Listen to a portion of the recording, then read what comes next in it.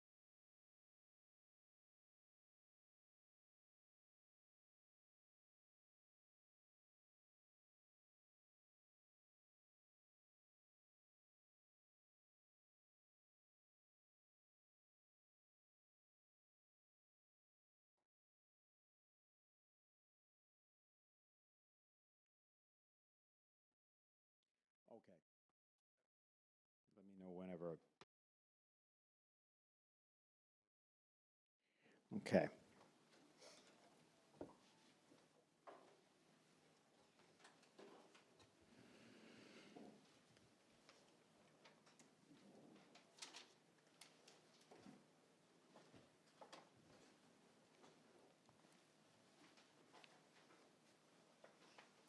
Okay, my name is Dennis Speed, and on behalf of the LaRouche Political Action Committee, I'd like to welcome you to today's dialogue with LaRouche. It's an institution that was founded by the late Lyndon LaRouche back in 2015,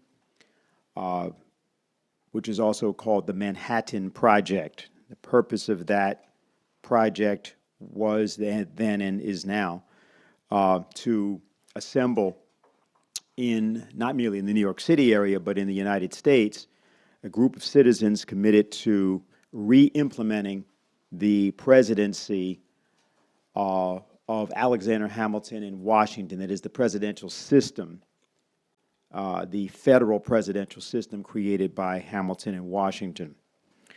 That federal system requires the actualization of the intent of the presidency and of the Constitution as that was contained in the 4 reports written by then Secretary of Treasury Alexander Hamilton for George Washington. These reports were an extension of the U.S. Constitution and are the central rediscovery that the American people have to make in order to understand what to even demand of any presidency, including the present one. These reports, the report on manufacturers, the report on the National Bank, the report on public credit, and the report on the constitutionality of the bank are central to master, without which mastery it is not possible to understand the function of the presidency, and therefore not understand quite what it means to elect a president or re-elect a president from a proper standpoint. This is an important conceptual intervention that our movement has to make into the present circumstance.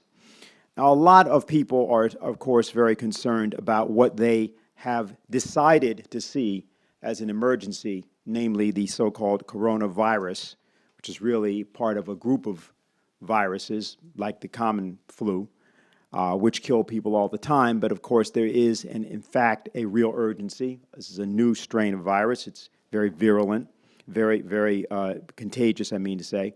And there are reasons that there needs to be real concern. But there's something that is of even greater concern, and that is creating the conditions under which the present president, present occupant of the White House, Donald Trump, can act as he has intended to act and has stated that he would act. The problem that we have is that there is presently no response, no efficient response from the Congress of the United States to the president. In fact, the Congress of the United States, particularly the House of Representatives, has been an armed camp against the presidency of the United States, not merely against Donald Trump, but against the presidency itself. And so it is incumbent upon those of us that understand that that war is being fought to figure out a way to get aid and support to that president under these conditions in which the institution itself is being dismantled. Now, that dismantling is not happening from the Democratic Party. They have neither the brains nor the competence in any sense to know how to do that. That's coming from British intelligence. It's been coming from British intelligence the entire time, including the specifics around this president. But it is being managed and it is being deployed through the auspices of the Democratic Party and parts of the Republican Party as well. What we are doing and what we're here to do is to, again, try to propose a solution. And that solution involves a summit conference to happen among the following nations: Russia, China, India, and the United States. Other nations, of course, can be part of that.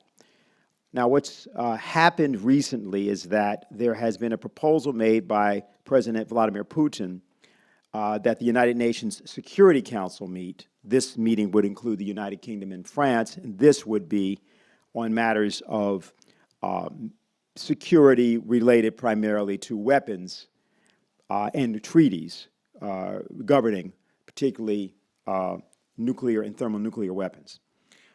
Recently, the UN Secretary General Antonio Guterres made a statement in an interview with TASS, the Russian press agency, and he said that very recently President Putin made the suggestion of a summit of the 5 permanent members of the UN Security Council, and I think it is very important that the permanent members of the Security Council assume together a larger responsibility in relation to the main objective of the United Nations, peace and security.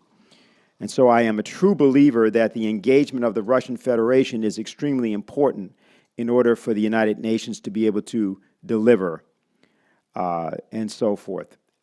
So why this is significant is not because the UN Secretary General is saying it. What's significant is that President Trump has indicated, and this has been corroborated in various ways in the last week, that he is interested in that summit conference. China has already said they would participate. And so you have the makings of the core of the assembly that would need to be pulled together to do something perhaps a little similar to what was done with the original Constitutional Convention, because of the original Constitutional Convention of 1787 was not pulled together for the purpose of creating an entirely new nation, which is what it in fact did.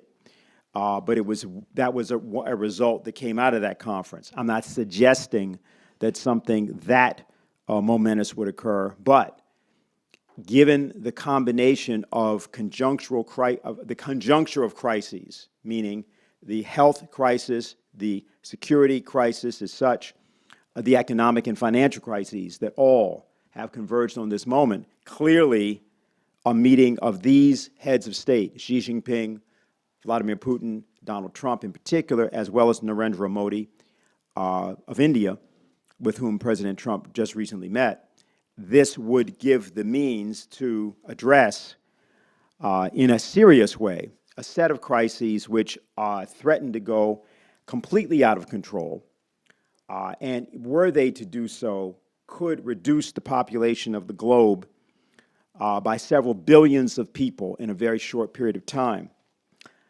That latter happens to be the actual policy outlook of a faction, not only of British intelligence, but also of continental European nations, as well as treasonous factions of the United States. That the idea of Malthusian reduction of population is the substance of the Green New Deal, for example, and therefore, whether he realizes it or not, is presently the substance of the economic proposals that Bernie Sanders as a candidate is putting forward. The Biden campaign is merely an extension of intelligence operations that were most luridly expressed in the Ukraine debacle, the coup of 2014, with Biden being the major sort of knuckle-dragger manager for that particular. And although his present incipient senility seems to indicate he wouldn't be capable of that kind of thing, it doesn't matter what he's capable of. It's what his policies would represent. So presently on the Democratic Party side, what we've got is something which, whether all of the proponents know it or not, would end up actually spreading a virus more deadly than the coronavirus, the virus of Malthusianism. And we are not going to let that happen. We can't allow that to happen. Helga Sepp LaRouche had issued a call actually back on January 3rd, and then it has been reiterated in a slightly different form as of last week at a special meeting that was held by the Schiller Institute here in New York City at Symphony Space, in which he made the point that there has to be an immediate end to this casino economy. You have to have the introduction of a global Glass-Steagall banking separation in exactly the way Franklin Roosevelt proposed and implemented it in 1933. You need new credit mechanisms. You need to bring back the issuing of credit into the sovereign power of governments, away from private interests. This means you have to have a national bank in every country to issue credit for productive investments. Then you have to implement a new Bretton Woods system by connecting these national banks in every country, which must go back to a fixed exchange rate system. They must then have long-term agreements for investments in very well-defined infrastructure projects, in industrial investments, in an increase of productivity of the economy, with a special emphasis on frontier areas of energy production, such as fusion, in biooptics, biophysics, and in space cooperation. Now,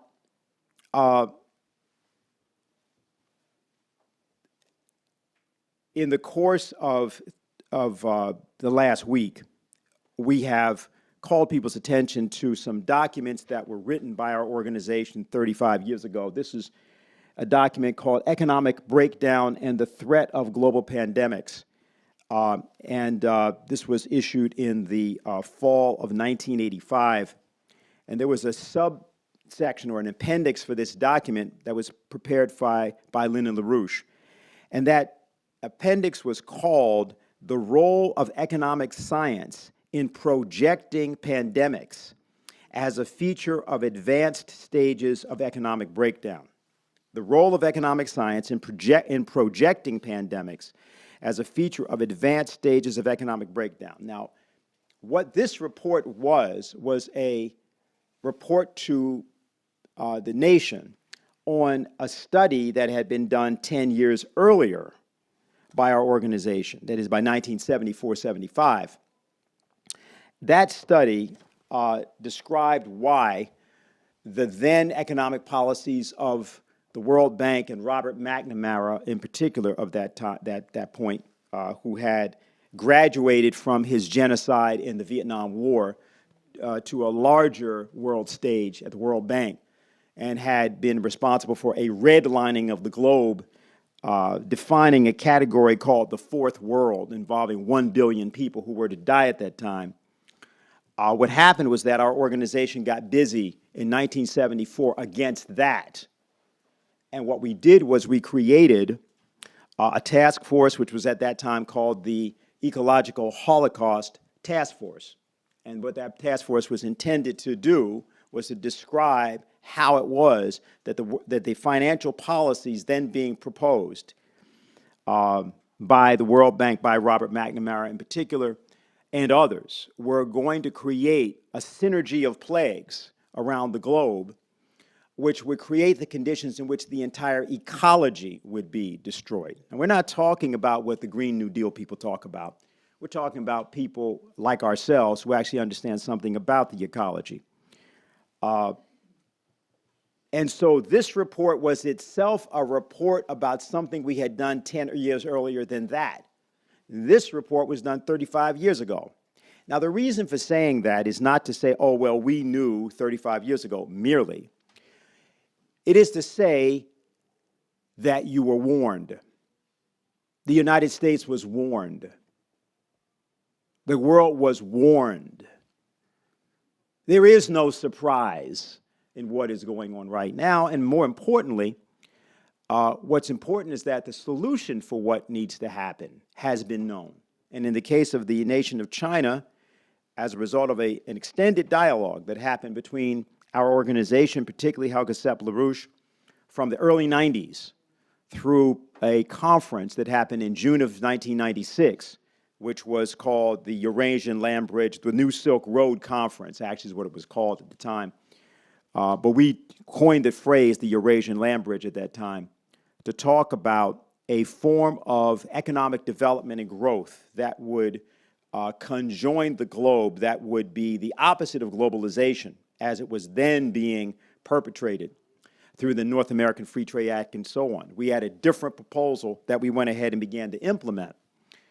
The proposal was not accepted in the United States, largely because Lyndon LaRouche was in jail. The proposal was not accepted in Europe, also for largely the same reason. But the proposal was discussed with us by China.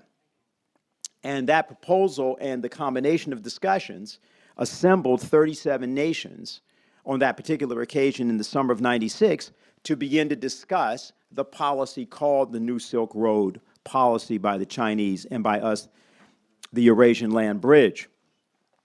In his appendix to this report, Lyndon LaRouche defined at that time what sustainable development was. And he said the following.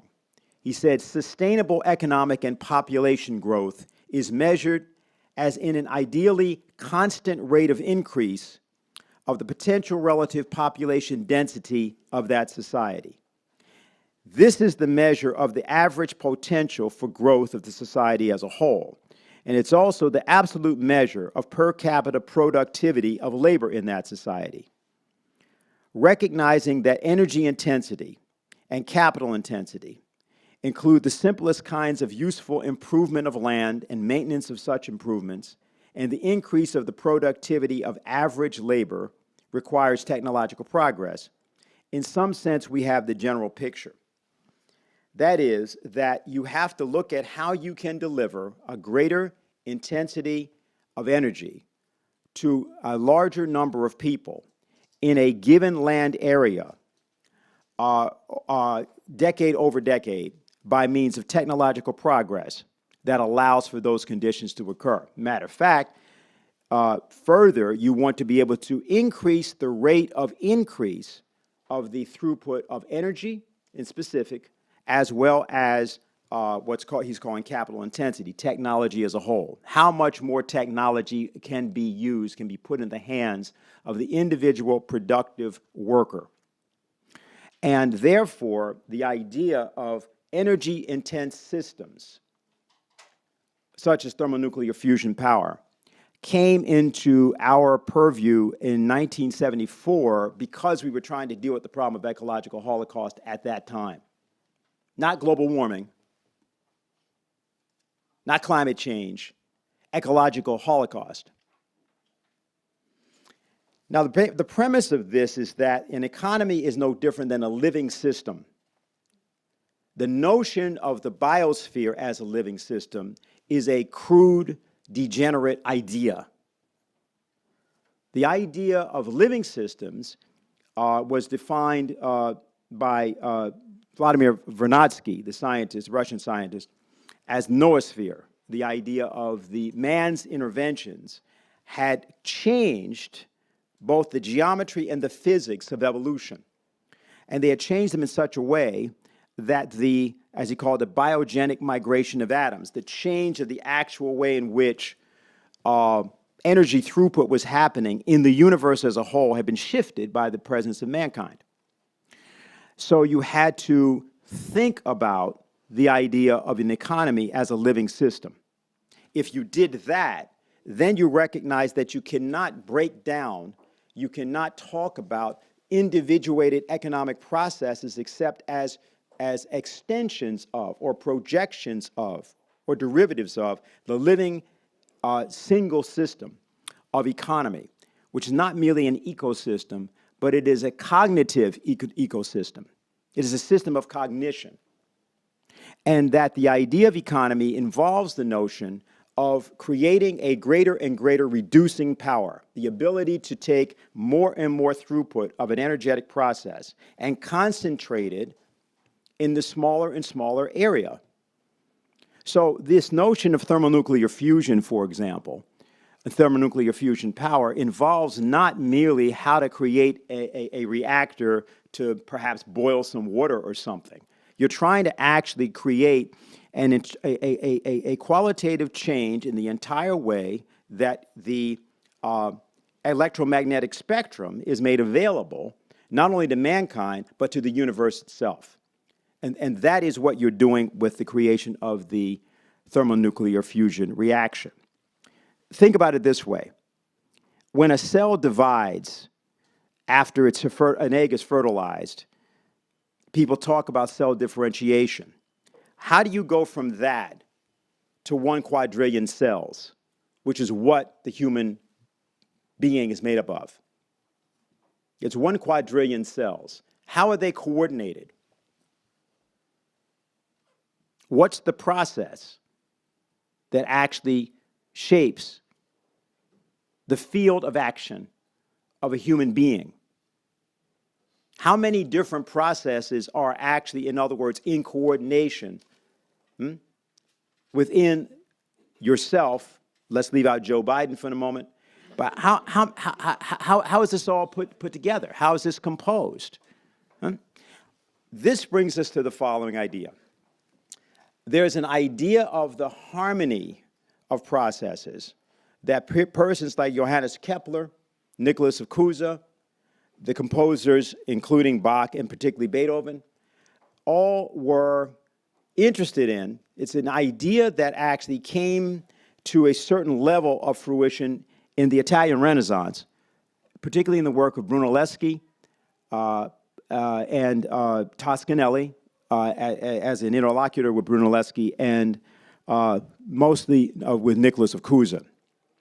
When Donald Trump referenced the Brunelleschi Dome some weeks back now at Davos, Switzerland, he referenced the idea that the workers and the craftsmen who worked on the dome, well, actually they were working on the church initially, were creating a problem that they didn't exactly know how to solve and had to be solved by some genius inventing a solution.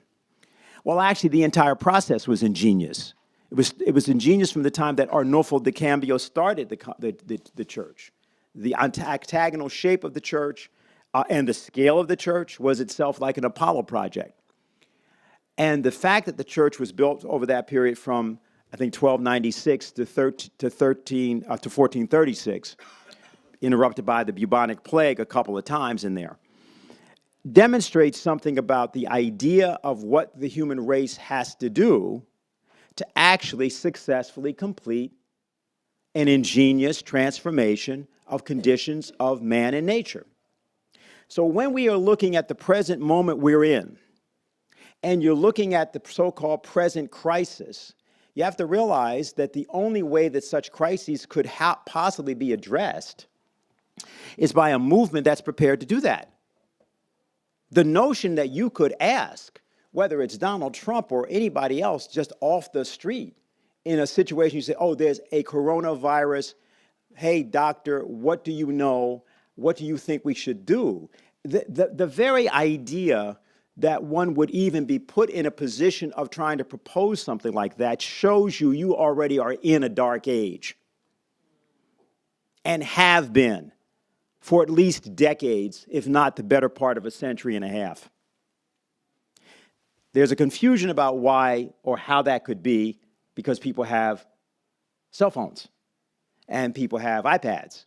And they're looking at the fact that obviously there's been a kind of reducing power that has happened where the cell phone you have has more computing power than the entire bank of computers that we use for NASA for the moonshot.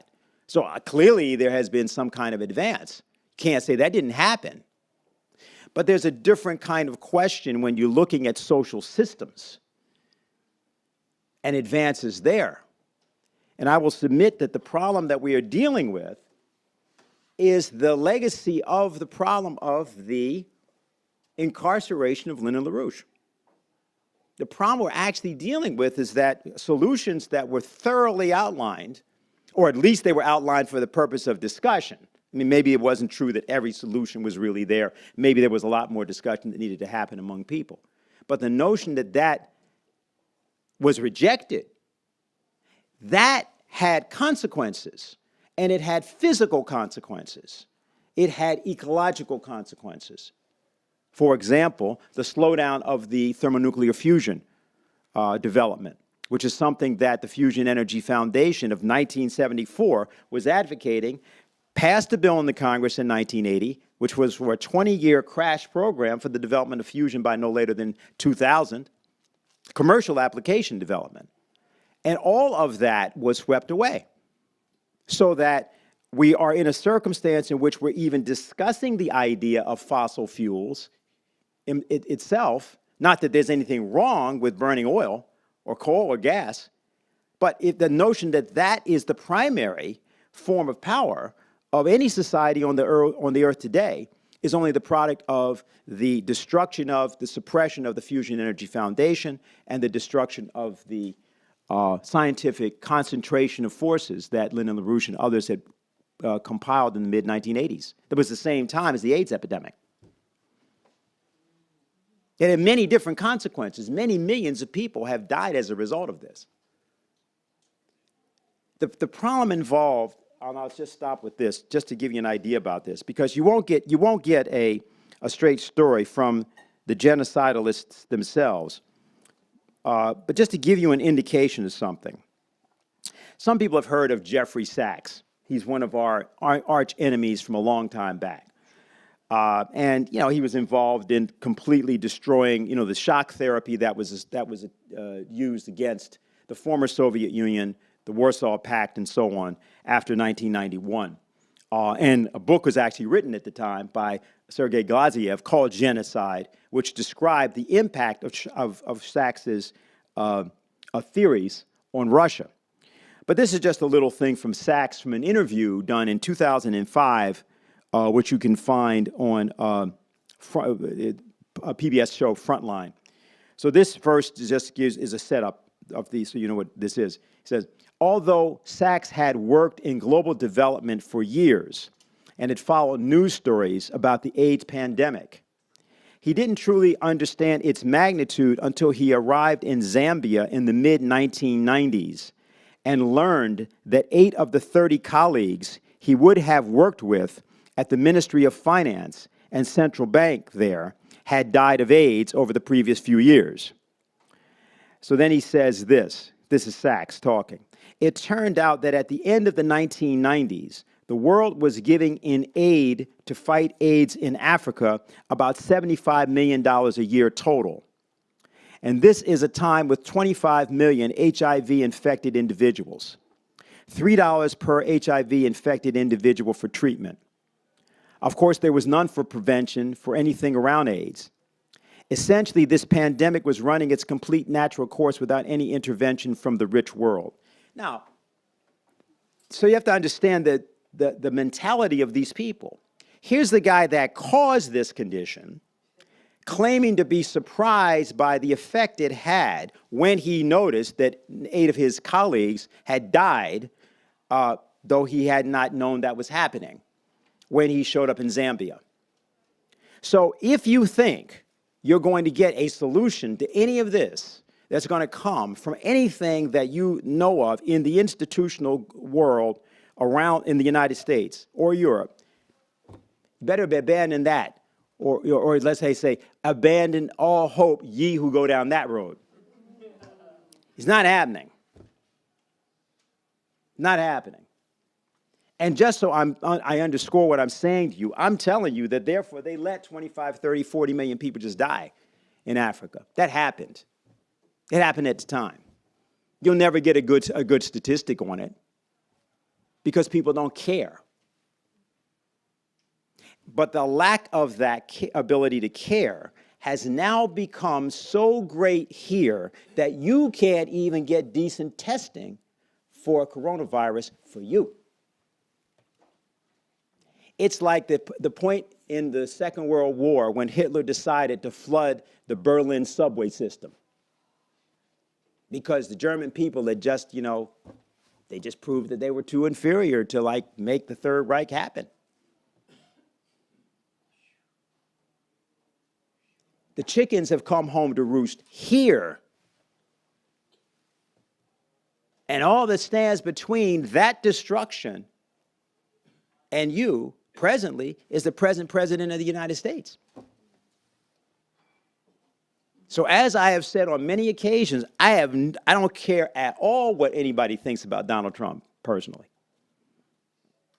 What has to be realized is that the presidency of the United States was created as a revolutionary institution by Alexander Hamilton and Washington and Franklin, of course.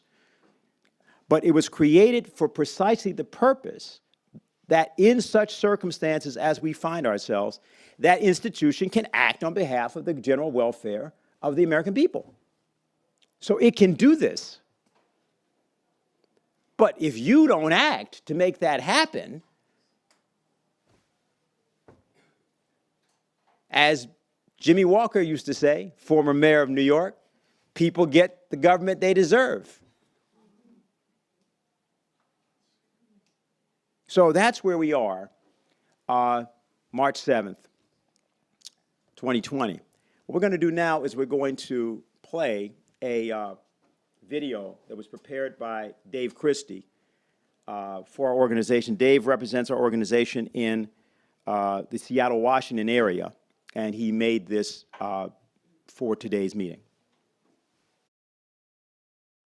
Hello, I'm Dave Christie here in the epicenter of the coronavirus outbreak, which I'm sure, as you all will be discussing, is not the crisis in and of itself, but is part of an overall conjunctural crisis that was set into motion, as Mr. LaRouche had forecast, in 1971, where the very nature of the takedown of the physical economy has led us to this point where the outbreak of diseases such as the coronavirus, or potentially worse, would be an inevitability. But of course, that is looking like a trigger for the international financial collapse, which of course has already been doomed and has been doomed since 2007, 2008.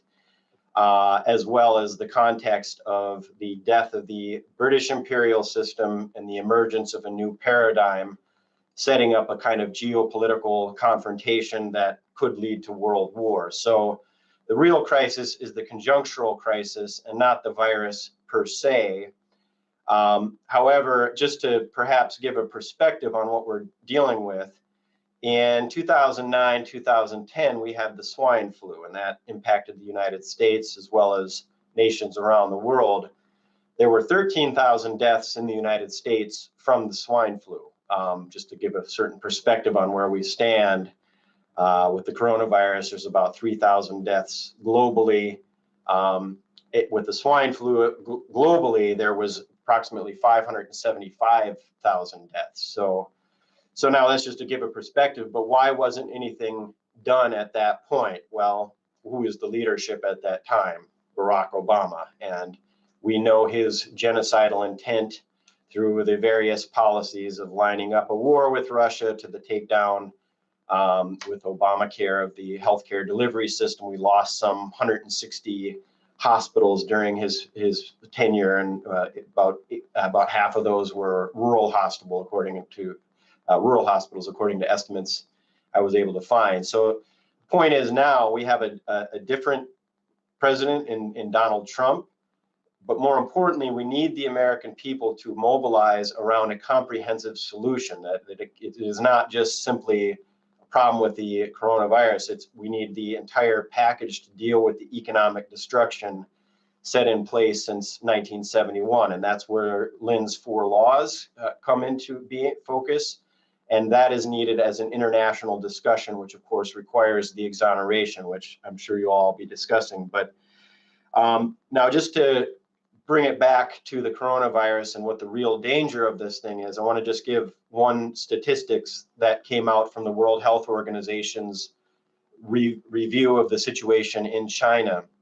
And the fatality rate in Wuhan, the epicenter of the crisis for China, the fatality rate there was 5.8%, whereas in other parts of China, the fatality rate was only about 0.7%. So, less than 1% in terms of a fatality rate versus about 6% at the epicenter. Now, the significance of that is that what's clear about that is if you have the ability to get people into hospitals, give them the care they need without your system being overwhelmed, you can deal with it. And that obviously would limit the fatality rate that's generally been thrown out now, that the so-called 3.4% number. So obviously that's not a fixed number, that can be reduced if we have the healthcare delivery system. Now that's the actual real crisis that certainly has accelerated since Obama, but really since 1975, there's been a systematic takedown of our healthcare delivery system with the ending of the Hill-Burton Act, which mandated hospitals per capita at 4.5 hospital beds per 1,000 people. That number for the United States is now down to 2.3. In fact, in 1975, the total hospital beds available was about 1.4 million. That number now is only at about 790,000. Some estimates are 740,000. It's unclear exactly what the actual numbers are. But either way, you're looking at about a 45% collapse in the actual hospital beds made available. Now, the point on this is that where it becomes, a situation with the coronavirus in terms of overwhelming the system, the estimates are, Mark Lipsitch, who is a Harvard epidemiologist, he estimates that if this goes full pandemic, 40 to 70% of the world's population will be affected. Now, in the United States, that translates into, say, 130 to 230 million people being affected. And as the World Health Organization stated, as well as what Anthony Fauci has estimated as well, 20% of those numbers will need hospitalization. So therefore, you're looking at anywhere from 25 million Americans to 45 million Americans requiring hospitalization, with only about 800,000 hospital beds. Now, obviously, that not all of those 25 to 45 million are going to need it all at once, but it's clearly going to overwhelm the 800,000 number already. Now, moreover, every one of those cases is going to require negative pressure rooms to keep the virus contained and not allow it to spread to other areas of the hospital. And the total number of those types of rooms it's difficult to find as far as how many actual numbers we have.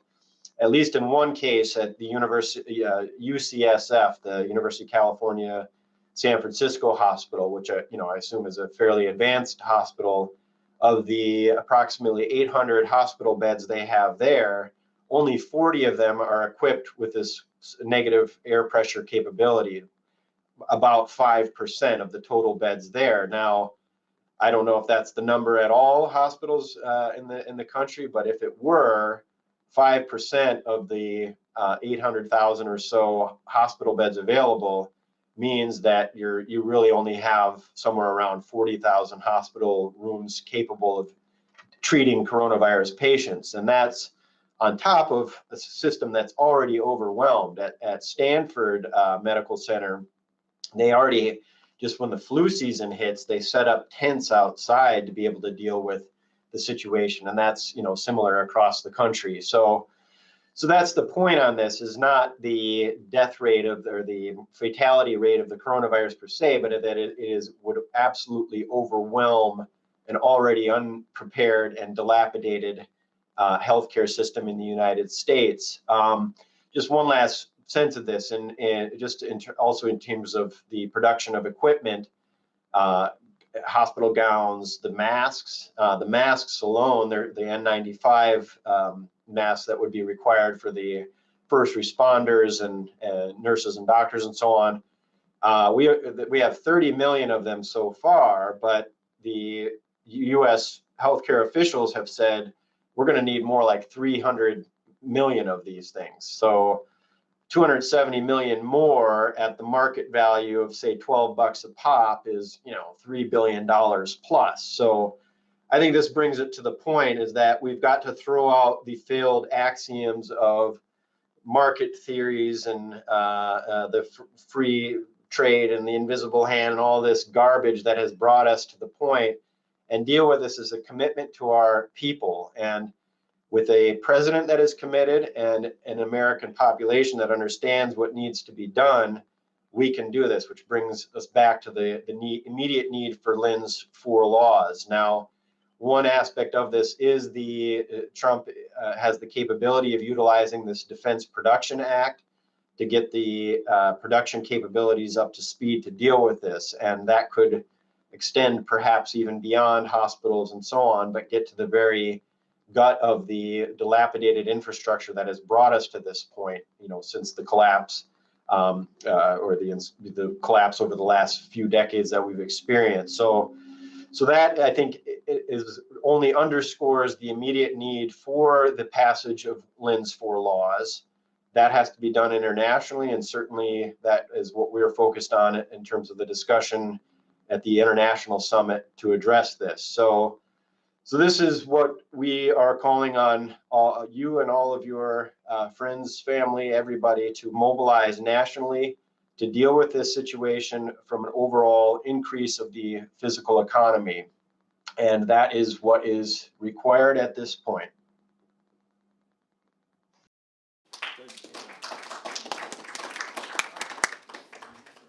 Very good. So we have Dennis there. Besides being involved in the Ibero-American desk of the Executive Intelligence Review, Dennis has done all kinds of work on the Lyndon LaRouche's physical economic ideas, been involved in the publishing of all kinds of documents, particularly for Ibero-America, but in general. We did a call together on Thursday evening, which led to a pretty lively discussion at that time, and I think the same will probably happen today. So, Dennis, go right ahead. Okay, thank you very much. Glad to be with you. The title which I've given to my presentation today is How to Defeat the Coronavirus, Quarantine Wall Street. Now, if you look at what's being said around this crisis on COVID-19 or the coronavirus, you'll find a lot of people in the United States and in Europe trying to blame China for it. They're even calling it the China virus. There's a kind of tut-tut going on with people wagging their finger at the Chinese of, oh my goodness, you missed the boat, you delayed 2 weeks, you could have known 3 weeks ahead of time, and so on. Or much worse, you get people like Pompeo who say that this is deliberately been done by China, it's their responsibility, they've got to pay the price for this.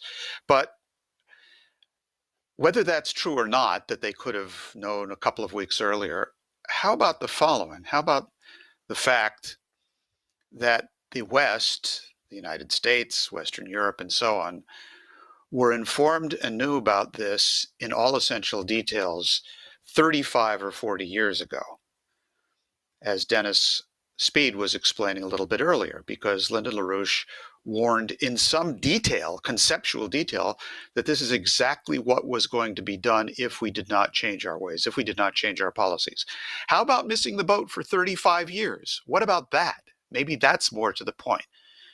And I think the best thing to do is just read you or show you in my first slide a paragraph or two of what Lyndon LaRouche had to say back in 1985, just that document that, nope, that's not it. You had the text right up there before it was correct. There you go. Thank you.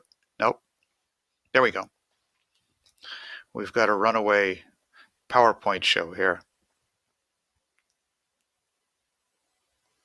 A little more.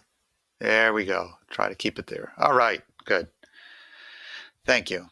So this is the same period and document that Dennis was describing earlier. This is in Lyndon LaRouche's discussion of the problem.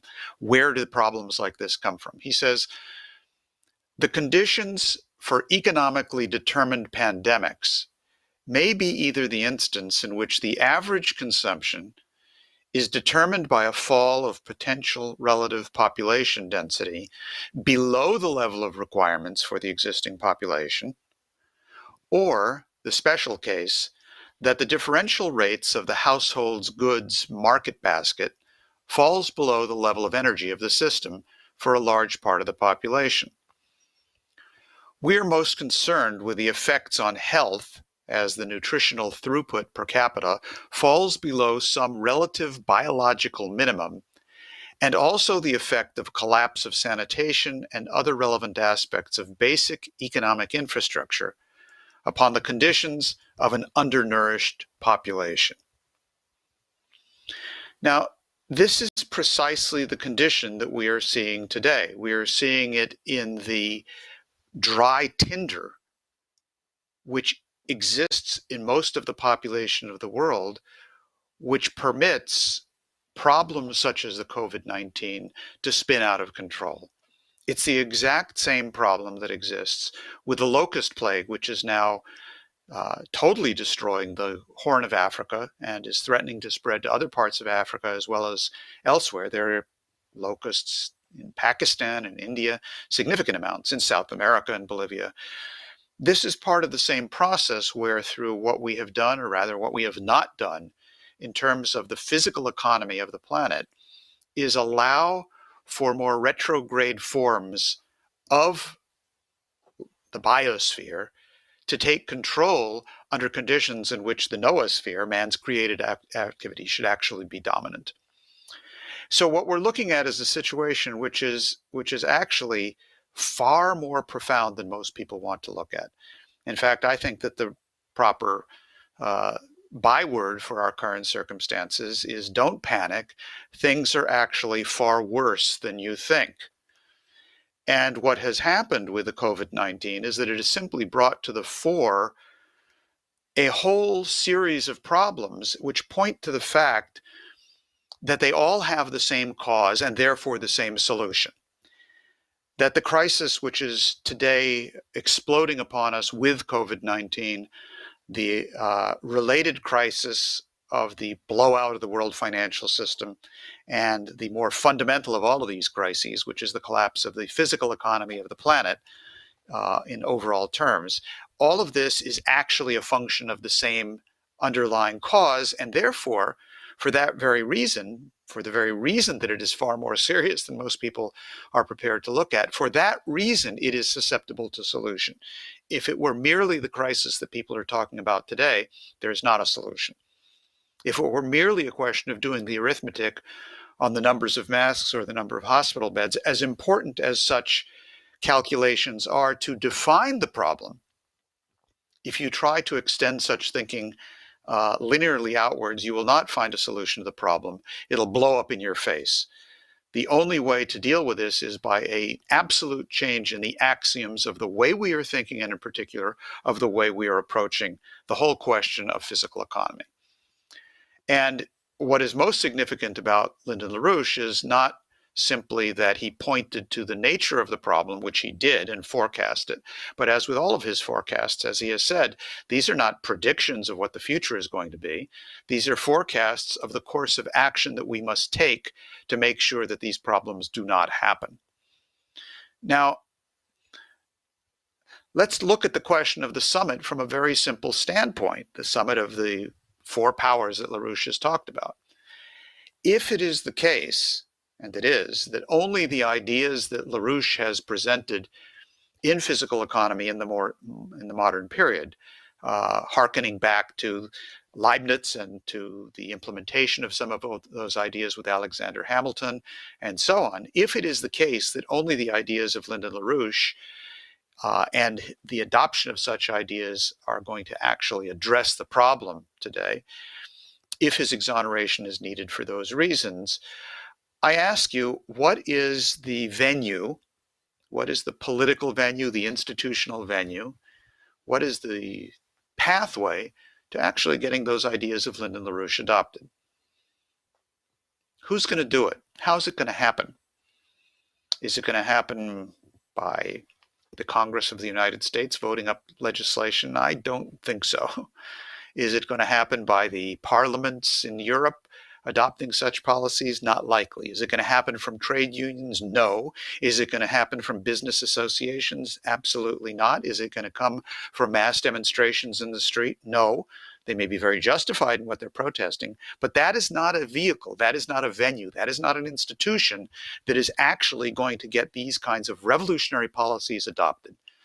There's only one pathway that's actually going to function.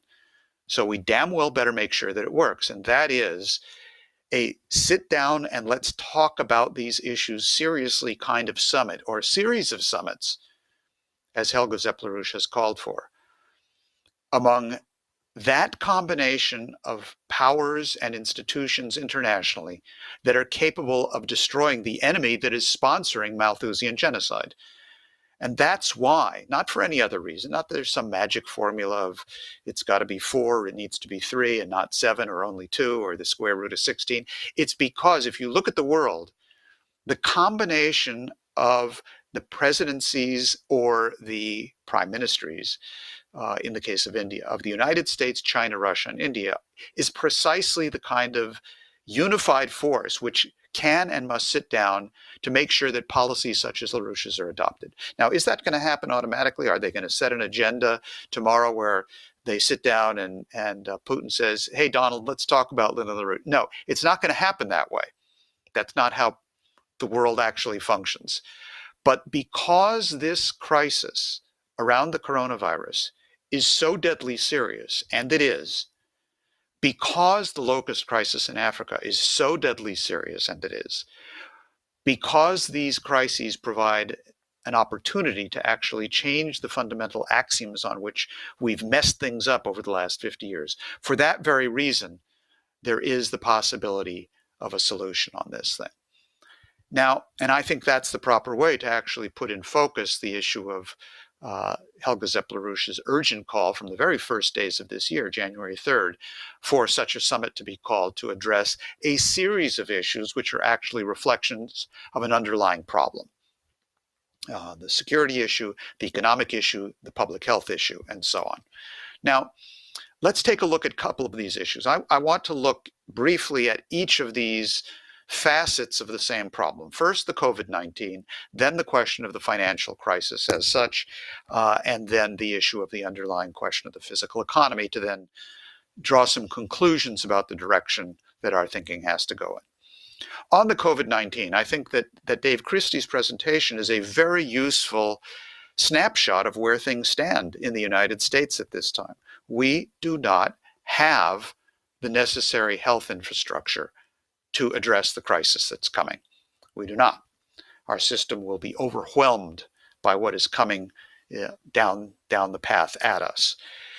Now, it's also interesting to look at the United States in comparison to some other countries.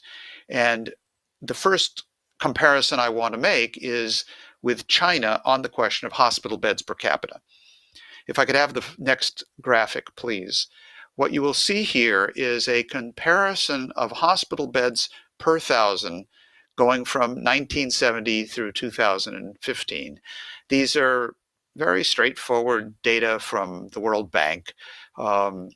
There's nothing that I can vouch for in any particular case as to their precise accuracy, but it'll tell, since it's the same time frame and it's the same basic metric applies, it gives you a sense of the directionality of this. And you can see that from 1970 to the present, there has been a dramatic reduction in the number of hospital beds per 1,000, down to the level of something like 2.3 today. Some people say 2.9, some say 2.3. Dave mentioned this a moment ago, but you can see what's gone on here. Now, that horizontal line that you see there is what the Hill-Burton legislation established as the necessary physical economic requirement to have basic infrastructure in public health, which is about 4.5 hospital beds per 1,000. Now, we crossed that threshold in 1993, heading south, and haven't recovered since. If you look at the trajectory in China's case, and especially since the period of the 1990s and then the late 1990s forward, you will see first a gradual growth and then a very dramatic growth in this aspect of public health capabilities inside China, where today they have approximately 4.3 hospital beds per 1,000. And that's pretty good when you're talking about a population of 1.4 billion people. And that clearly came into play and is in play today in China. That gives you a very good indication of one of numerous features that you would need to look at in a physical economy to see how prepared we are. Now, not all indicators point to the same thing. The next slide takes a look at the question of doctors per 1,000. And in this case, the actual number of doctors per 1,000 in the United States has been rising with some ups and downs. Completely inadequate levels, I should say, but it's interesting that it's still substantially higher than the level that you have in China. Now, but this isn't the problem. The United States is not the problem. I mean, it's our problem as Americans, and since we live in this country. But it's not the problem if you look at the planet. We are talking about a single integrated global population of 7.4 or 5 billion people or whatever it is now, which actually is totally integrated, as we know and as we're seeing under conditions of crisis. The problem isn't the United States. The problem is Brazil. The problem is the refugee camps on the Turkish-Greek border. The problem is Nigeria. The problem is Haiti. The problem is places, including pockets in this country, which are going to be petri dishes of disease that have absolutely no way of controlling the situation under current circumstances. Now, take a look at the next slide that I prepared for you to take a look at. This shows a comparison in 3 areas: 1, hospital beds per 1,000, doctors per 1,000, and then nurses per 1,000. And the red bar is the United States. The blue bar is China. So that gives you some idea, right? In the case of hospital beds per 1,000, they're doing better than we are. Doctors, they're not doing as well as we are.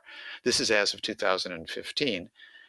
In the case of nurses, we seem to be doing quite well, one would think, at least compared to China. But look at Nigeria. I just pulled a country out of the hat. I mean, I looked at a few others to make sure that their World Bank statistics were actually there so that you could make a comparison. But just look at this. Look at the situation in Nigeria of hospital beds per 1,000. Does this matter? Well, you bet it matters. Nigeria is the most populous nation in the continent of Africa with just shy of 200 million people. There are cases of COVID-19 that have already surfaced in Lagos, population 20 million. This thing is going to be completely out of control. If it isn't already, it's just because we haven't heard about it because there's no testing. Look at doctors, look at nurses. This is our problem. The planetary problem is our problem. And it has to be solved in the only way that it can be, with a global reindustrialization strategy. Now, lest you think that we're good on the nurses front, right? This looks like we got plenty of nurses, so we're okay. Let me just read off to you quickly what the National Nurses Union has said, one of the most largest and most politically active nurses associations in the United States.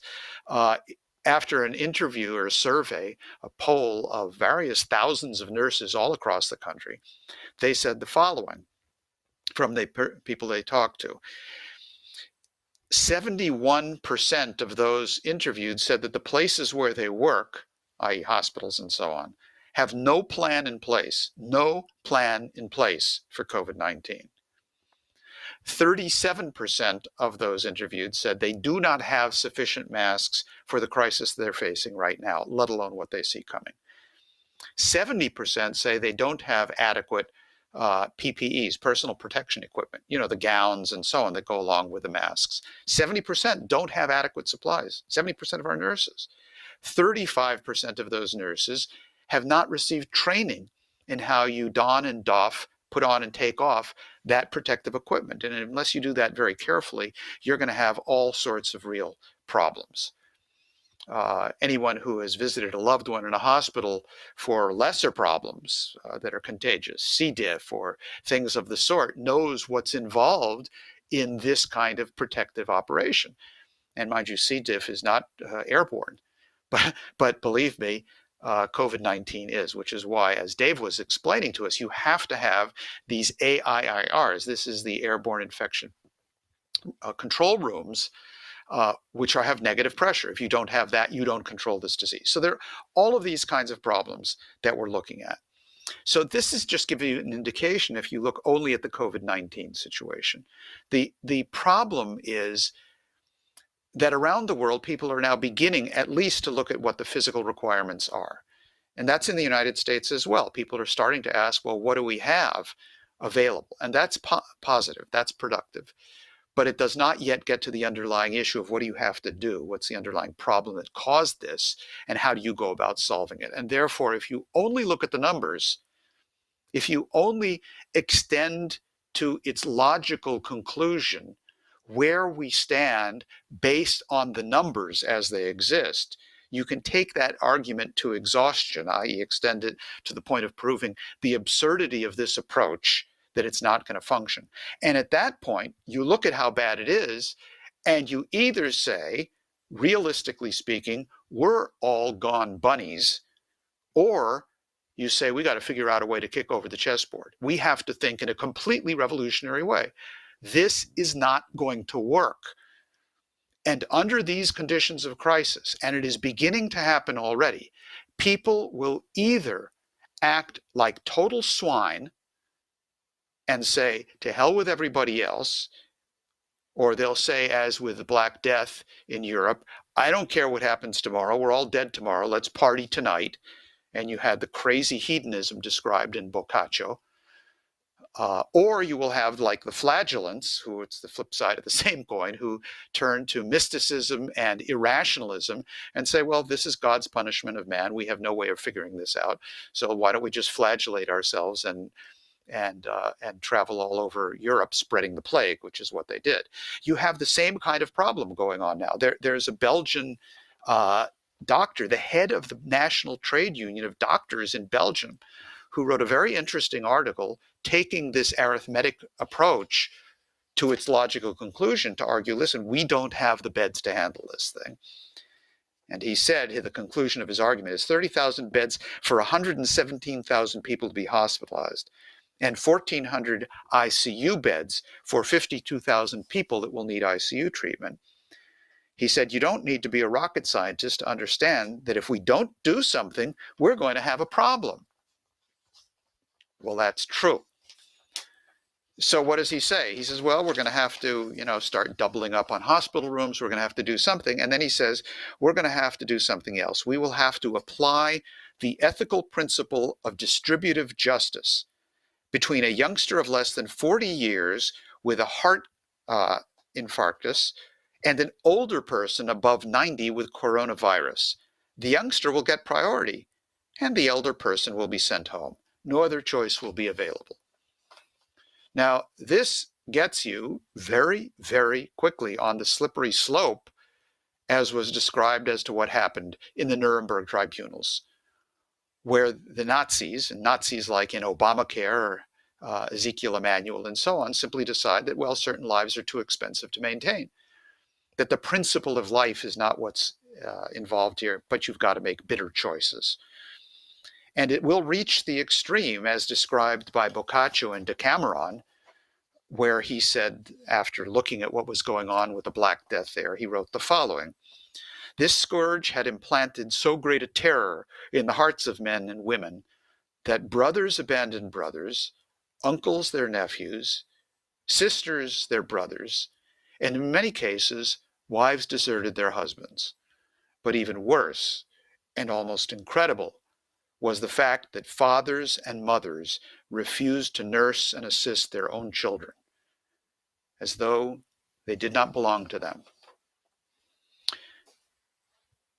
Now, I think it does not take, you don't have to be a rocket scientist, to look at what is happening today and see among many of the responses around us the kind of moral insanity that could take us to exactly these kinds of conclusions.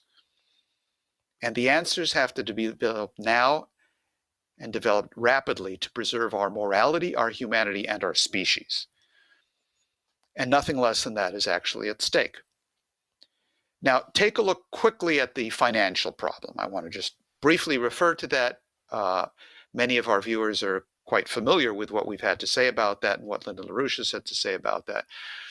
Since the explosion of the coronavirus internationally over the last 2 weeks, the financial system has gone into extreme shock, not because of the coronavirus, but because of a certain perception of where this thing is headed.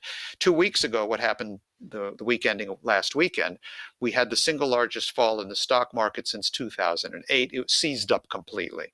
This week, although there was not such a sharp drop in the stock market, it had wild ups and downs on a daily basis. Something equally dramatic and equally reflective of the problem occurred in the form of the plummeting of the yield on the 10-year Treasury bond to less than 1%. This is unheard of.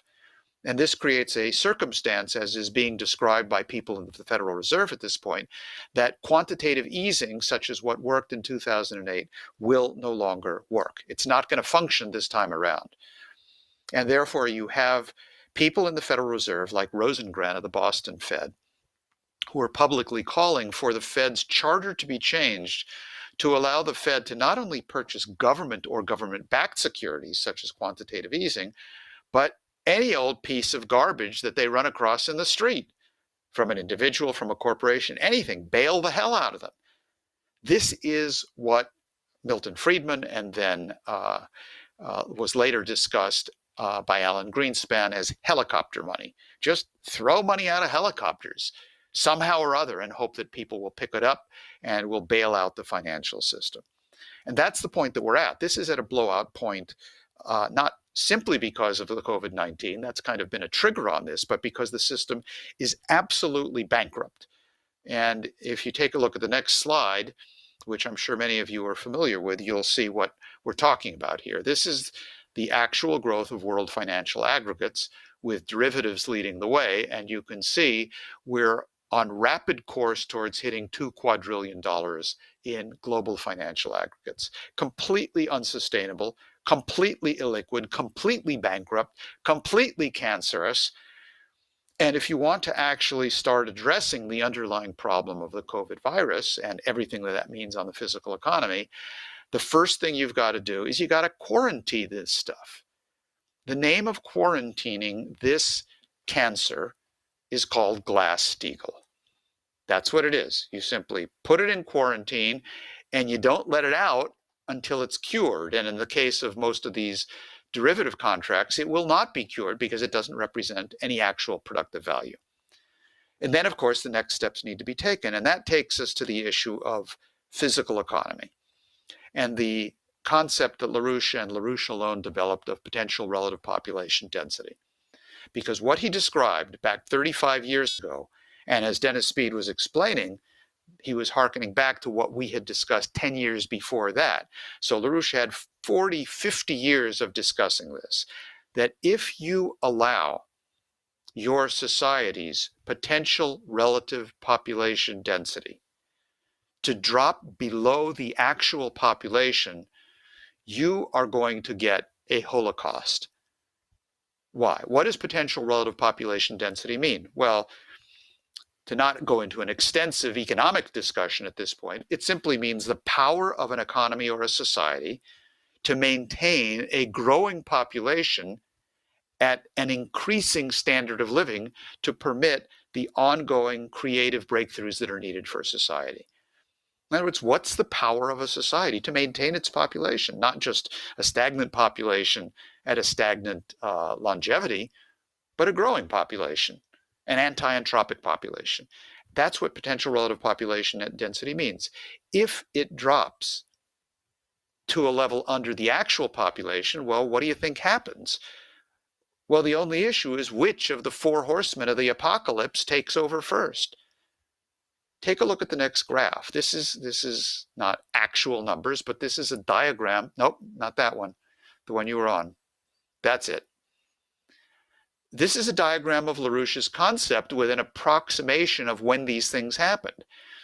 The blue curve is your potential relative population density. If your economy's potential continues to grow and have breakthroughs through science and technology, if you have technological leaps, if you develop new platforms, if you develop fusion power, if you colonize space, if you develop optical biophysics, your potential relative population density will allow for a continuous, unending increase of your population. Malthus has no room in an actual universe where your potential relative population density is growing. And your population did in fact grow and was growing worldwide. However, if, as has occurred over the last 50 years, the actual physical potential of our economy started stagnating and then began its descent approximately in 1970. Let's not quibble over years, but that is what actually has happened. If you look at the rate of introduction of new technologies, if you look at what actually creates potential relative population density, that is what occurred. And at a certain point, those two curves will cross. You will have a potential relative population density insufficient for maintaining the actual population. And what happens at a certain point, which is a politically determined point, the actual population crashes, whether it be through wars whether it be through menticide and drugs, whether it be through viruses, whether it be through other forms of ecological holocaust. And it must be said that it is the intentional policy of the British Empire to produce that result. They do this knowingly. They are Malthusians, not because they think that actually describes what is happening scientifically. They are Malthusians because it is their intent to make sure that this kind of demographic collapse occurs. So when you see this occurring, this is not a policy failure. This is a policy success for these people. And that's the situation that we're in today. We're dealing with this kind of collapse as LaRouche forecasted. Back in the 70s, he said this is going to happen if the potential relative population density continues to collapse. And that is, of course, what happened. And now that is what we are looking at. Now, let's take a look at how this works internationally. There's all this discussion these days about value chains and production chains. And, people seem to have all of a sudden discovered that you can't produce everything that you need to live by in your own backyard or with your neighbors, that there's actually somehow an interlocking international system. Now, back in the old days, in the 70s, when LaRouche was first teaching his classes, the late 60s and 70s, he would talk about the 10-cent cup of coffee. And it did cost 10 cents then, I can tell you that. And what he said is, look, he would teach students, he would say, look, just think about it. You drink a cup of coffee, 10 cents, okay. Where does that coffee come from? It's a good question. Where does your coffee come from? Don't tell me Starbucks, even if that's where you buy it. Where does the actual coffee come from? Where are the beans grown? Well, they came from Brazil. Well, what does it take to produce coffee beans in Brazil? Well, you have to have a certain amount of fertilizer to produce them. Well, what about the machinery? Well, yeah, that came from Japan.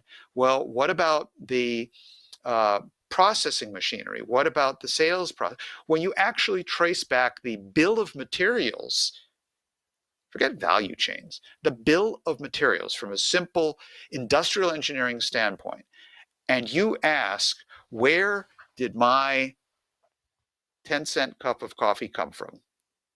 There we go. There's my cup of coffee. Got to hold it in the right place.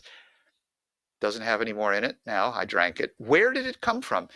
LaRouche said, if you actually look at the bill of materials, you will have gone around the planet 2 or 3 times just to produce one lousy 10-cent cup of coffee.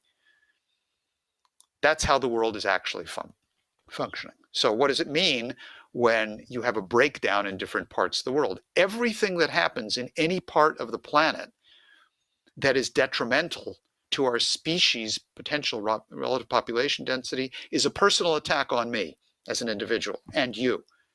Any place where that potential is increased and is benefited, that is a benefit to all of humanity. We do have a common interest. It's not just because we want to think and be moral and we have souls. It's for that reason too, but it's also scientific for the exact same reason. Our species has an immortal soul, and why it is the case that charity and love of humanity is the actual scientific human emotion. That is how our species functions. It's not the case with any other species. And of course, we depend on creative advances to make sure that that happens. Now, what is the single most significant thing that has happened over the last 40 to 50 years in defense of the human species? Take a look at the next slide. It's what China did to eliminate poverty, where over the period from 1981 to 2017, over about a 35 to 40 year period, China lifted 850 million people out of poverty, where previously in 81 they constituted 46% of all poor people in the world. They're now less than 5%, and they are going to eliminate it this year, Xi Jinping announced, despite the COVID crisis. I would say because of it, because of the way they've mobilized. And you can see that the bulk of reduction of world poverty has come from the Chinese. China lifted 1/10 of the human population out of poverty. Think of what that does to potential relative population density. Or think of the inverse.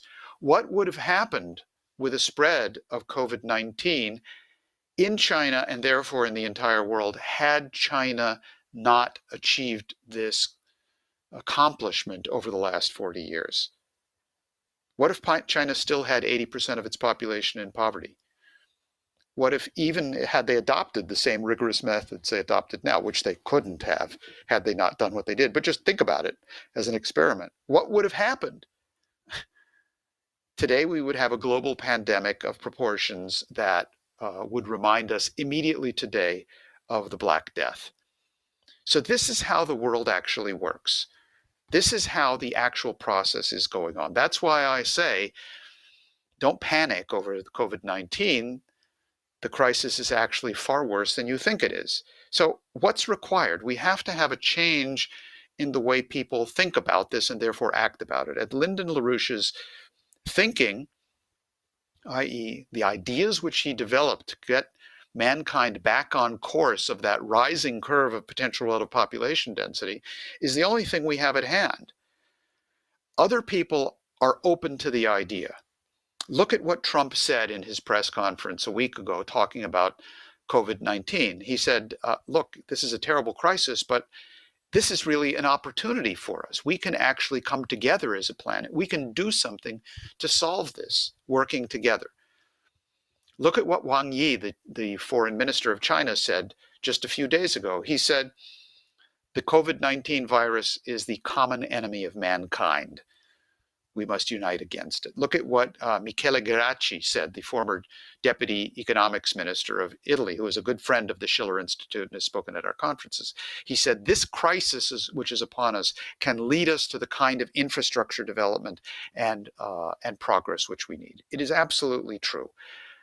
This is a moment which is both pregnant with enormous dangers, which you can respond to either by denying they exist. You can act like an ostrich and say, nah, it ain't going to happen here.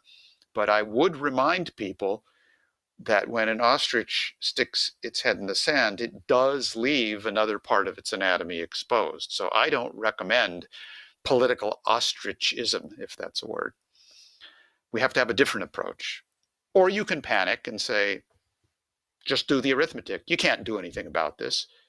But arithmetic is not the solution. We need a situation where the noosphere reestablishes its dominion over the biosphere, where the biosphere goes haywire.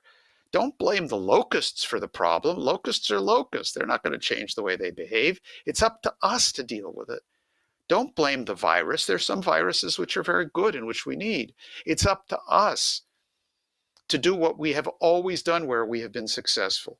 We need to use this crisis, just as LaRouche pointed out in the situation of the arms race and that crisis. He came up with this global solution of the Strategic Defense Initiative. And he proposed turning the entire world strategic situation on its head, breaking out of the arithmetic bounds with a revolutionary change of a common policy between the Soviet Union and the United States.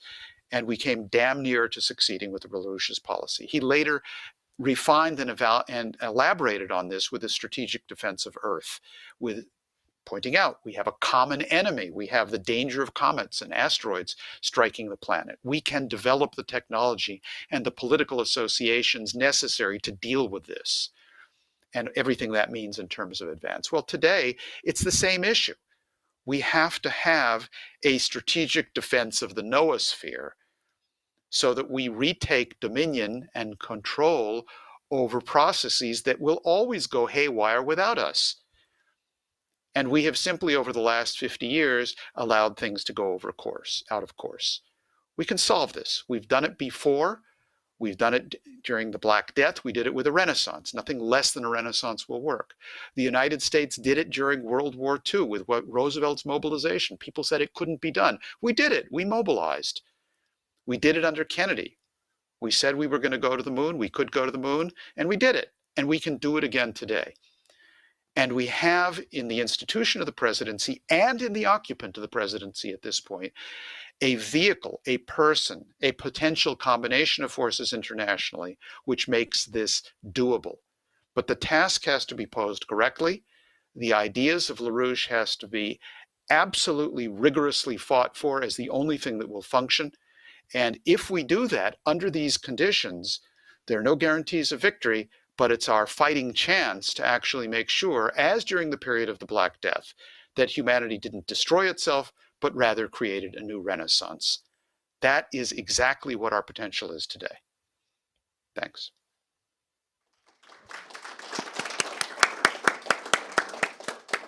Okay, we should go right to questions. That's our mic in the back. Okay.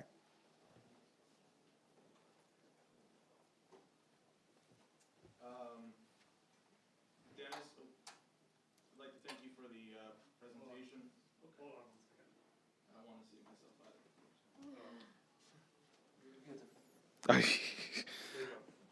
it. Thank you, Dennis. That was very informative. And not to simplify your argument, and please help me clarify if I'm wrong, but what you're essentially saying is that the virus probably won't kill you, but what will kill you is the deteriorating, incompetent healthcare system, which is a symptom of a collapsing economic system. And if that is the case, I want to juxtapose that with what I read this morning of Governor Cuomo declaring a state of emergency in New York State, and Bill de Blasio saying that closing down schools has to be a last resort. Now, if it were to come to closing down schools in New York City, that means hundreds of thousands of students who rely on the school systems won't be eating, because a lot of students rely on schools just to eat for that day. And that means a lot of people who make the city move, such as train conductors, train operators, so on and so forth, would have to take off in order to supervise their kids. So from what I'm seeing is that the coronavirus itself is not dangerous, but it highlights how our response to it is incompetent because the measures were not put in place 35 years ago. And it shows that what we're living in is something far worse than anybody thought we were living in. Is that correct? Well, yes and no. I mean, the coronavirus is dangerous and it will kill you. The question is if you approach this from the standpoint of how you solve it, the optimism required to do it, or not. I mean, Dave Christie in his presentation went through some of the particulars on this. I'm no epidemiologist. I don't have particular insight into this, but from what I've heard and listening to people like Dr. Anthony Fauci and other sensible people, what we see, and looking at what happened in China and what the Chinese did, you're looking at something which is highly contagious, probably more so than the normal flu, although we don't know because we haven't tested and we don't know exactly how this is working. So there's that contagion factor, and one of the problems there is that you can be asymptomatic and be contagious, which is a real problem with this probable 14-day quarantine period. But also, as Fauci himself pointed out, you have a fatality rate, a death rate from this disease, which is at least 10 times greater than the normal seasonal influenza. So people who are saying, well, no, this is just like the flu, don't worry. Well, that's not true. It's just not scientifically true. The other difference, of course, is that there are flu vaccines, and contrary to the people who are, sort of go crazy on this thing, flu vaccines are a good idea. And they, although are not completely efficacious, they are very, very helpful.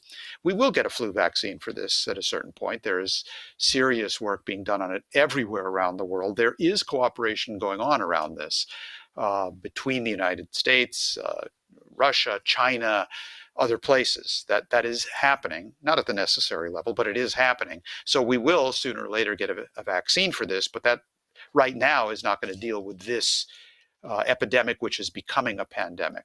So the coronavirus will kill you, and it is killing people. And it is not particularly comforting to say, well, it's only going to kill people who are elderly, have underlying conditions, or who have this underlying, particularly dangerous underlying condition, which is called poverty. That's not morally acceptable. We cannot have a situation of that sort. So, but the reason that a problem of this sort, which rears itself periodically in any course of development, you always face problems. The reason that this thing currently has the upper hand is because the policy planet-wide, with very few exceptions, certainly China is an exception, and through the Belt and Road Initiative, other countries as well. But by and large, we have destroyed our capability of responding to this. In terms of the physical economy, but perhaps most importantly, we have destroyed the mental capability, the psychological capability of dealing with this, because what we have allowed to fester is an underlying pessimism about the nature of man and the nature of our ability to deal with these things. Look, the problem, take a look. I recommend that everyone study. Take yourself back to the 14th century. Look at what happened with the Black Death. The human species almost disappeared. There are no guarantees that we'll make it.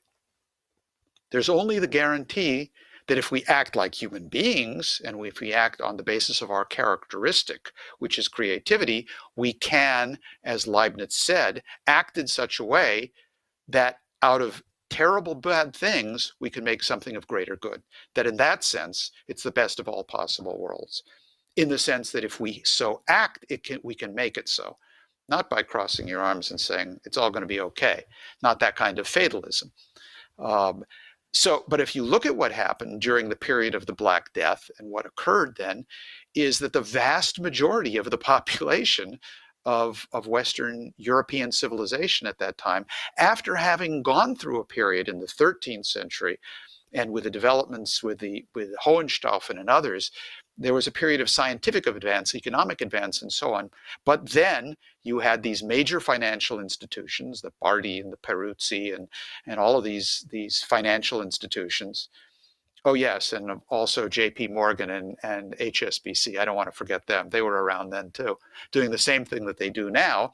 And they destroyed what there was of the physical economy, and that created the circumstances and the pessimism associated with it, where a problem that every year was being imported into Europe from the East, when these rats on these ships with these bubonic plague and so on and so forth, every single year it was more or less under control, but at a certain point the potential relative population density dipped below, way below what it could be, and therefore this thing spread like wildfire. The vast majority of people in that period acted like swine. They did not act like human beings. They acted either like hedonistic idiots, which Boccaccio describes in Decameron very well, who figured, well, we're going to be done with this tomorrow, so let's party tonight. And they had these wild bacchanals and so on and so forth, which may remind you a little bit of today's raves and the similar attitude in sectors of the population, which was encouraged by the British for just that reason.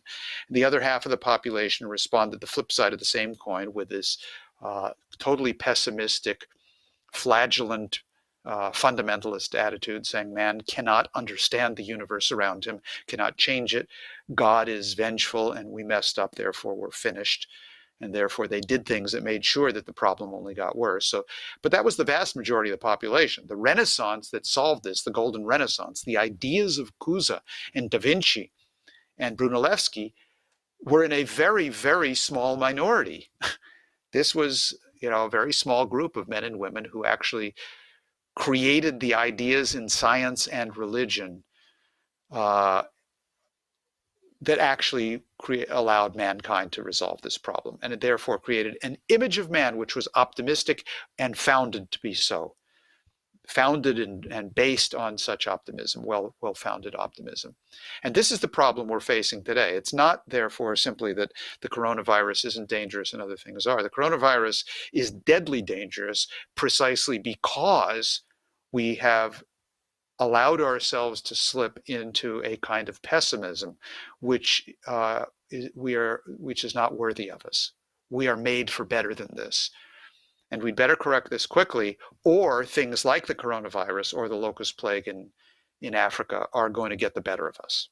So that just by way of clarification and specification of what you were raising there, Jose. Thank you. Good. Yeah. So I will try to translate for him when he make a question, for the question to you. Sure. He has this question. Sorry, from single. Bush Bushingrable, the cross and the boxingrable. He says it will be something of a two-part question. Bingishingrable stra LaRouchePAC, Wollastundrabal stra Ebola, about coronavirus. So his question is, in our country, there is a great famous scientist named Dr. Konyndyk. And what he says is, if you look at history of Ebola, and if you look at history of coronavirus, and if you look at specific ideas of LaRouchePAC, it is a very problematic thing to say free trade and international trade route is what's going to save us. Because when you see that the problem, and you even say yourself, that if China had not lifted so many out of poverty, then we would not have global pandemic. But what Dr. Konyndyk says is, if the problem is, if we do not have international trade route, then we will not have virus spread. So I guess his question is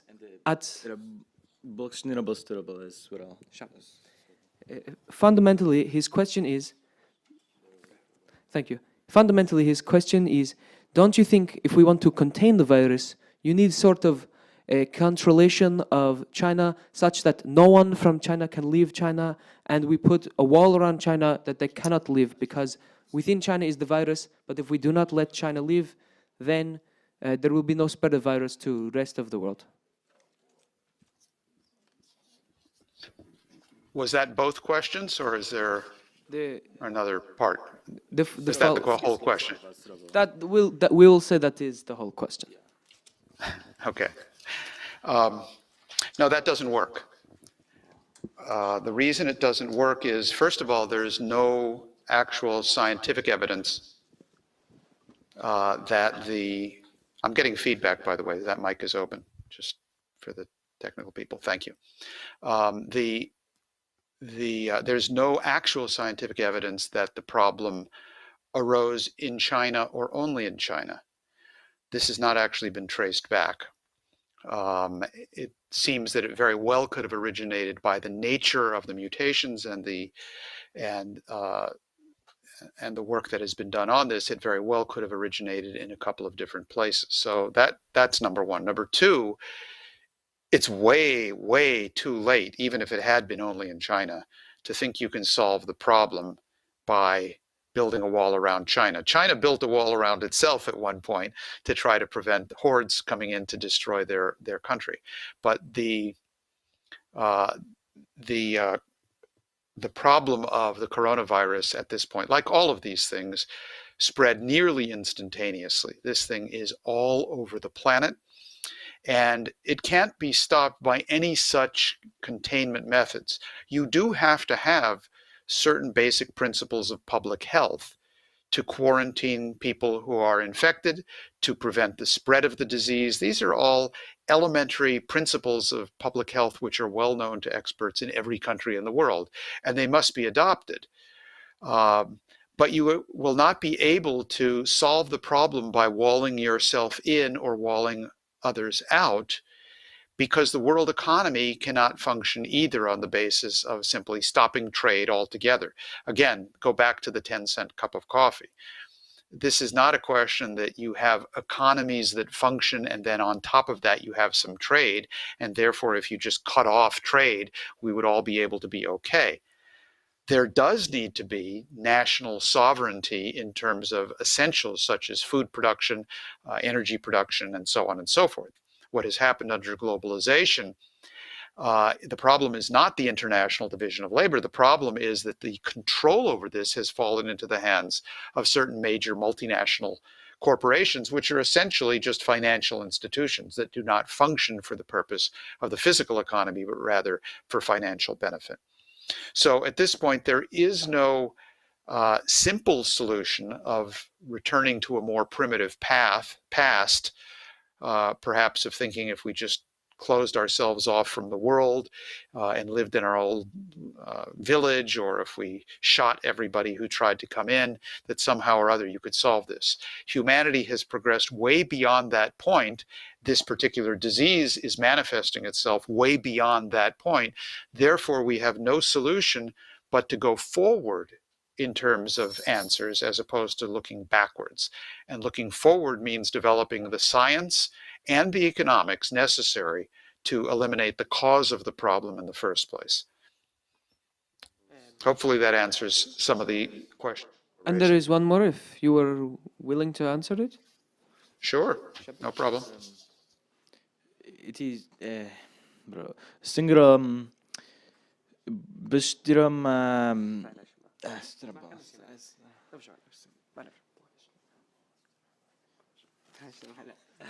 Okay. His question is, what would you think of the sexual aspect of the coronavirus, insofar as in United States you have very liberal culture, always make fuck with one another, and you have many different things such as this. And in the United States, always a sexual aspect of that. Would you say that returning to sort of traditional, we would say shingra bachai, like traditional sexual morality, would be a good way to stop coronavirus? Because right now there is a lot of pervert in the United States that we would love to stop, and we would say return to traditional sexual moralification would be the number one way to stop coronavirus and to stop the perversion within your society. I agree that there is tremendous perversion and immorality in layers of society who should really, this has to be addressed. And I would start with Wall Street.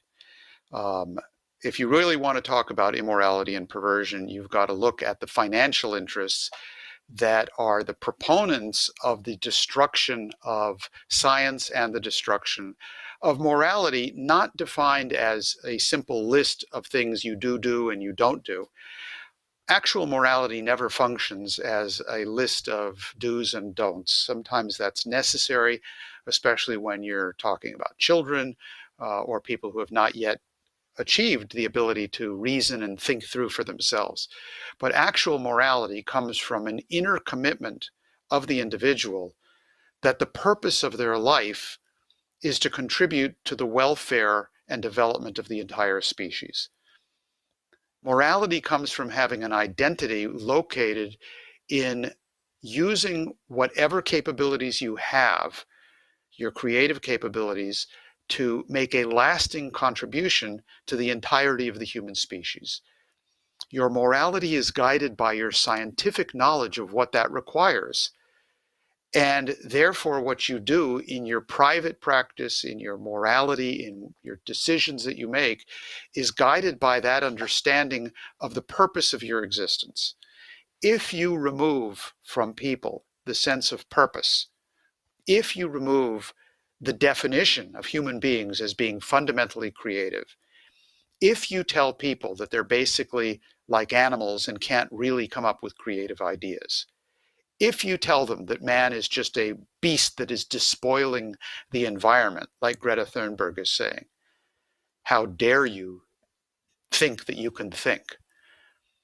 If you take that away from people, if you inculcate in youth the idea that there is nothing that they can do with their lives that is of lasting value, then you have opened the door to all sorts of immorality of all kinds. That is to say, the idea that I don't care what happens to anybody else, I only care what happens to me. And the worst form of immorality is the hedonism of the search for the pleasures of the moment, the pleasures of the day, and avoiding the pains of the day, and to hell with what happens with anybody else. And that type of hedonism can occur and does occur whatever your sexual orientation may be. Now, there definitely has been an intentional campaign by this same British Empire and Wall Street and the City of London to create a rock, drug, sex counterculture whose purpose is to obliterate, within young people in particular, any concept of actual morality, any sense that they can actually contribute with their mind to the development of the human species. And the drug trade, for example, is the promotion of a destruction of the higher mental capabilities of the human mind for exactly that purpose, that intended British purpose. And the multitude of sexual perversions which are encouraged, there's no point in drawing up a list of which is the best and which is the worst. Any definition of a human being where their identity is located below their belt as opposed to their mind is bestializing. That's the problem that we have. So the challenge is actually much, much more difficult, much more fundamental than what you're saying. You are pointing in the direction of a very real problem, but the solution and the answer does not lie in a list of formulas that we tell people that they absolutely must adopt. It has to come from inside the individual. It has to come from a sense that your identity is one that makes you want to love doing what is scientifically the best for all of the human species. That's the challenge. Final question, very short. Would you say, given that in United States you have seen total British takeover of sexual morality, that because of that it is so hard now for people to, within themselves, overcome that? We need some sort of regime of chemical castration, some sort of destruction of sexual ability, so that we can basically start anew, like Noah with the flood in the Bible. I think that's a pretty bad idea because that's not the problem. The problem Deals is not... with the problem in one way. No, it gets rid of the No, root it doesn't deal with the problem. It avoids the problem. It avoids the problem. And the purpose of such proposals where they surface is often so that people don't address the real problem. It's not that that's just one step in the right direction. That's a step in the wrong direction because it avoids the actual issue, which is what I was raising. And I would urge you again to put at the center of your attention. The problem in the country is not this type of British affecting people's sexual mores or anything of the sort. And if you try to address it on that level, you're going to extend and recreate the problem by making that your point of emphasis and avoiding the issue that I was saying before. The real problem is that people's youth's sense of identity and their ability to contribute to humanity has been destroyed. There is not an economy that they can function in. Look at most nations around the world. Look at the population of a country like Mexico or like Colombia. What do youth in those countries actually have as real life possibilities? Have you thought about that? Have you looked at a country like that and figured out what does it mean to be 14 or 16 or 12 years old there? What is the actual possible future for those kids when you have 50% unemployment? When the economy is run by the drug trade, where your family is kidnapped, and you are told, if you don't do what we tell you and act like a part of the drug trade, we're going to kill your father and rape your sister and burn your house down. If you think I'm exaggerating, this is common day occurrence in places like Mexico or Nigeria or Colombia or what have you. There's no future for people when there's not a booming world economy. There's nothing that they can turn to. They can't have any sense of being, I can think like Beethoven, I can think like Einstein, I can locate my identity here where it belongs. This has been destroyed for them. And unless we change that, unless we address that problem, nothing is going to work. And all of these other focuses on other problems, which seem to be very big, are a way of avoiding the actual issue. And that is what we actually have to focus on. Let's start by quarantining Wall Street, and we'll go a long way to dealing with the COVID-19 problem.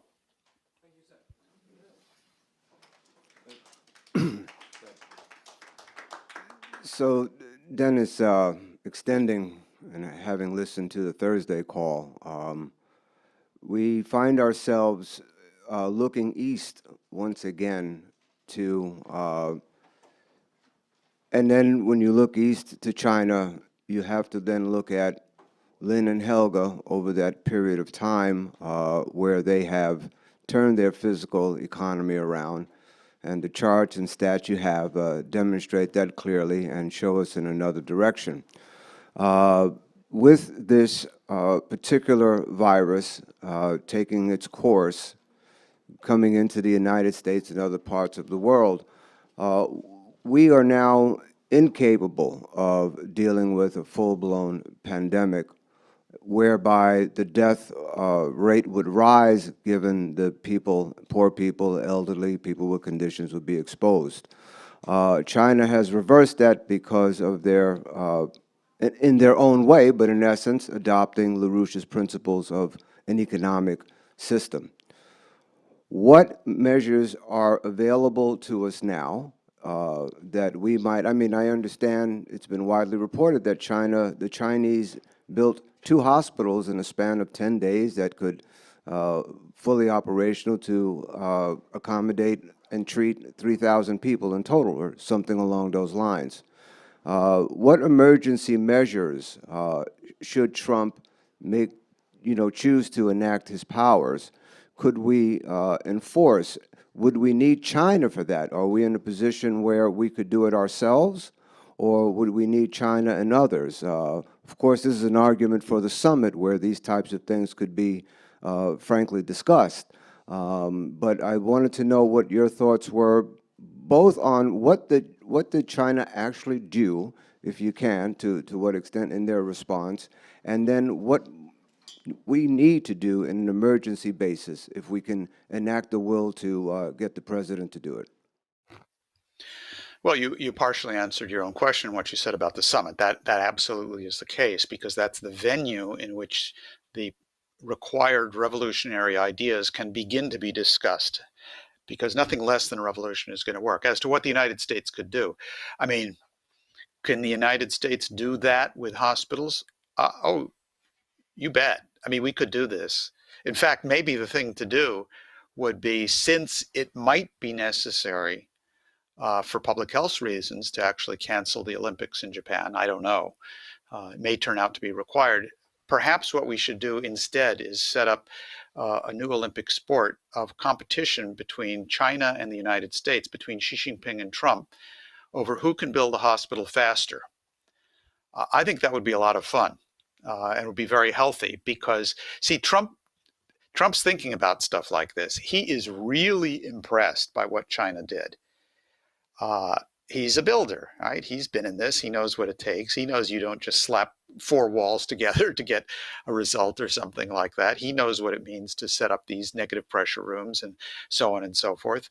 The United States Armed Forces have a capability of this sort, just as, the Army Corps of Engineers can build a bridge in the twinkling of an eye, should we decide to do it. And it's that kind of capability that's needed also to build infrastructure in this country. I think that if the United States goes at this the way Roosevelt mobilized the country around World War II, with its allies to defeat fascism, that's exactly what we have to do now. Trump has to mobilize the nation for war against this disease and against the policies which created this disease and other disease.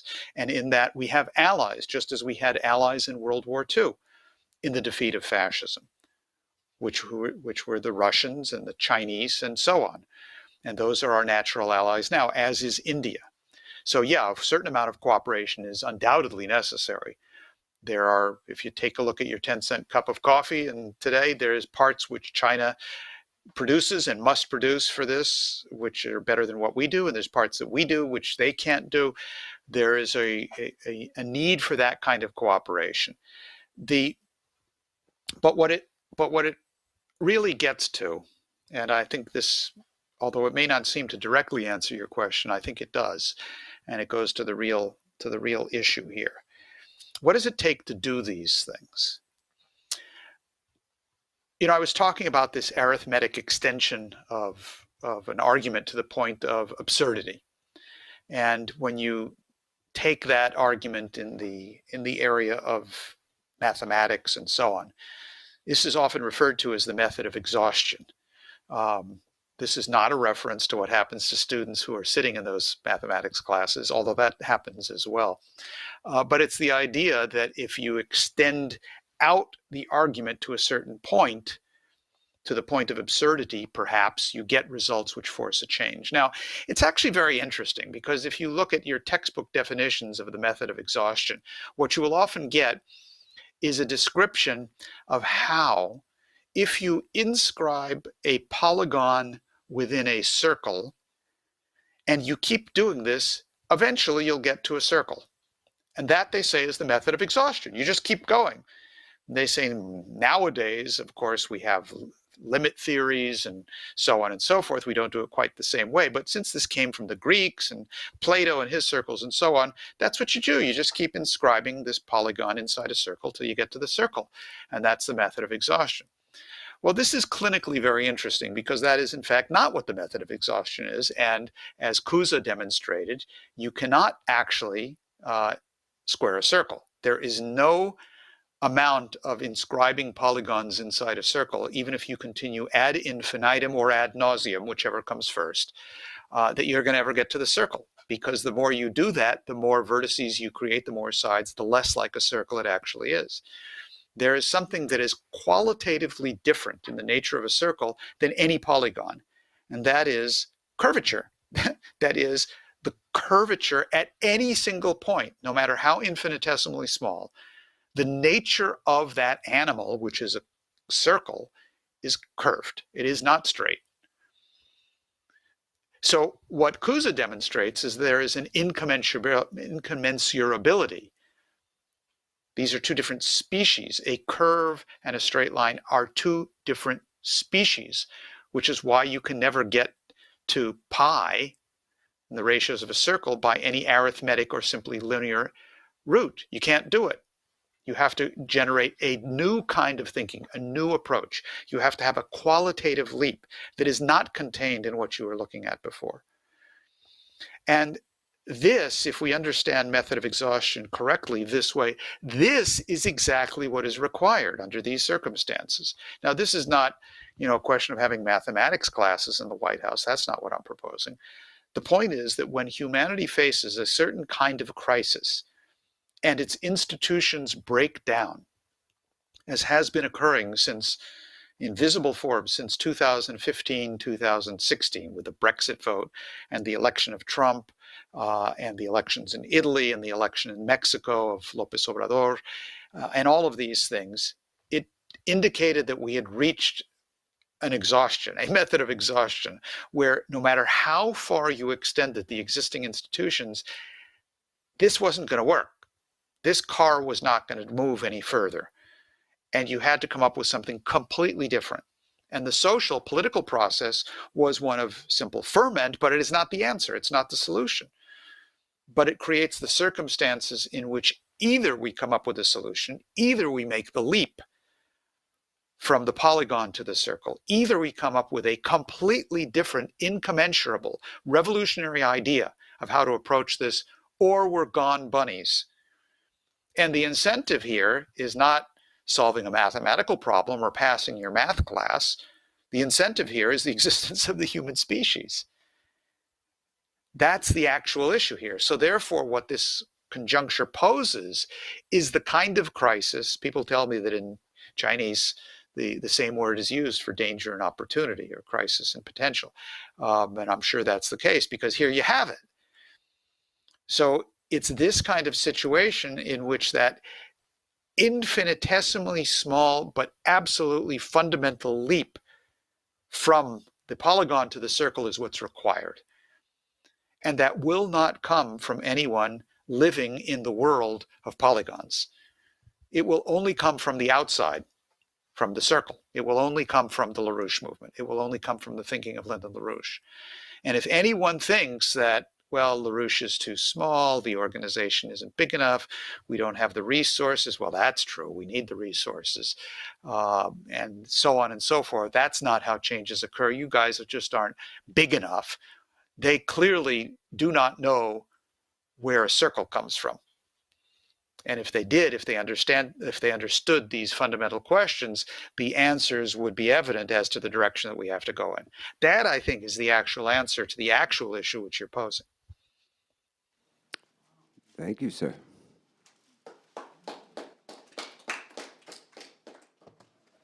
Want to reference something with respect to the questions from before. And this is from a section of our report from 1986.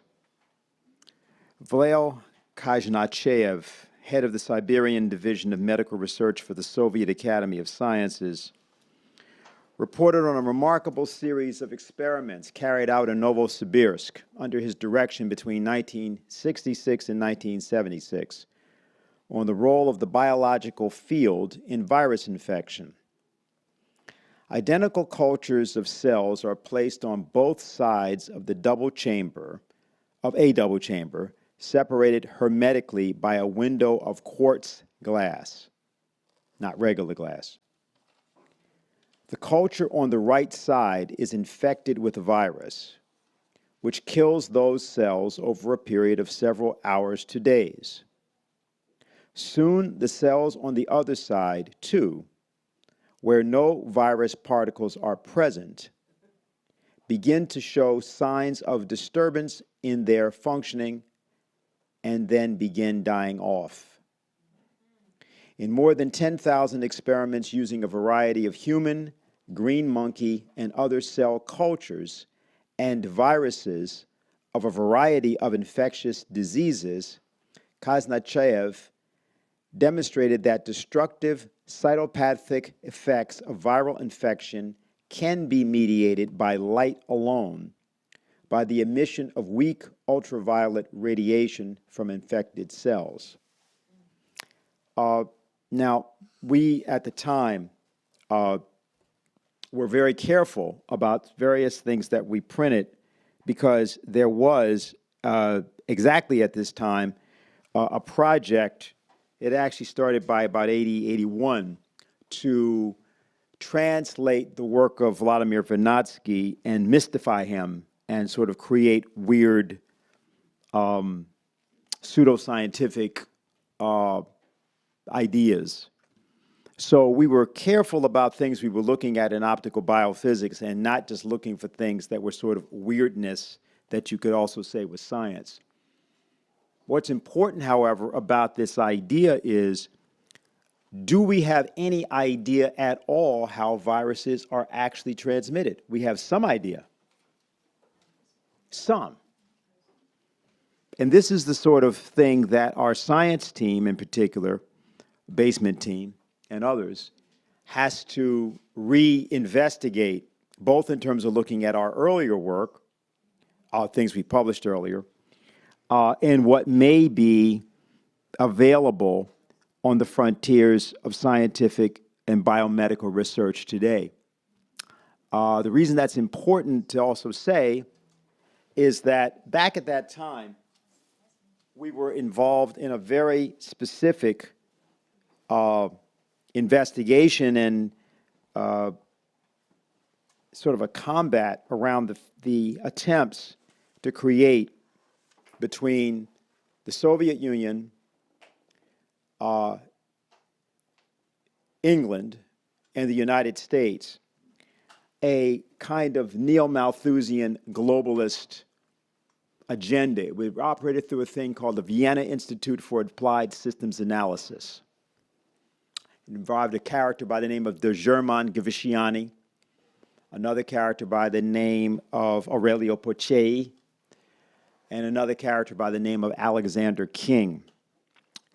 And they were trying to basically push this idea of neo-Malthusian globalism.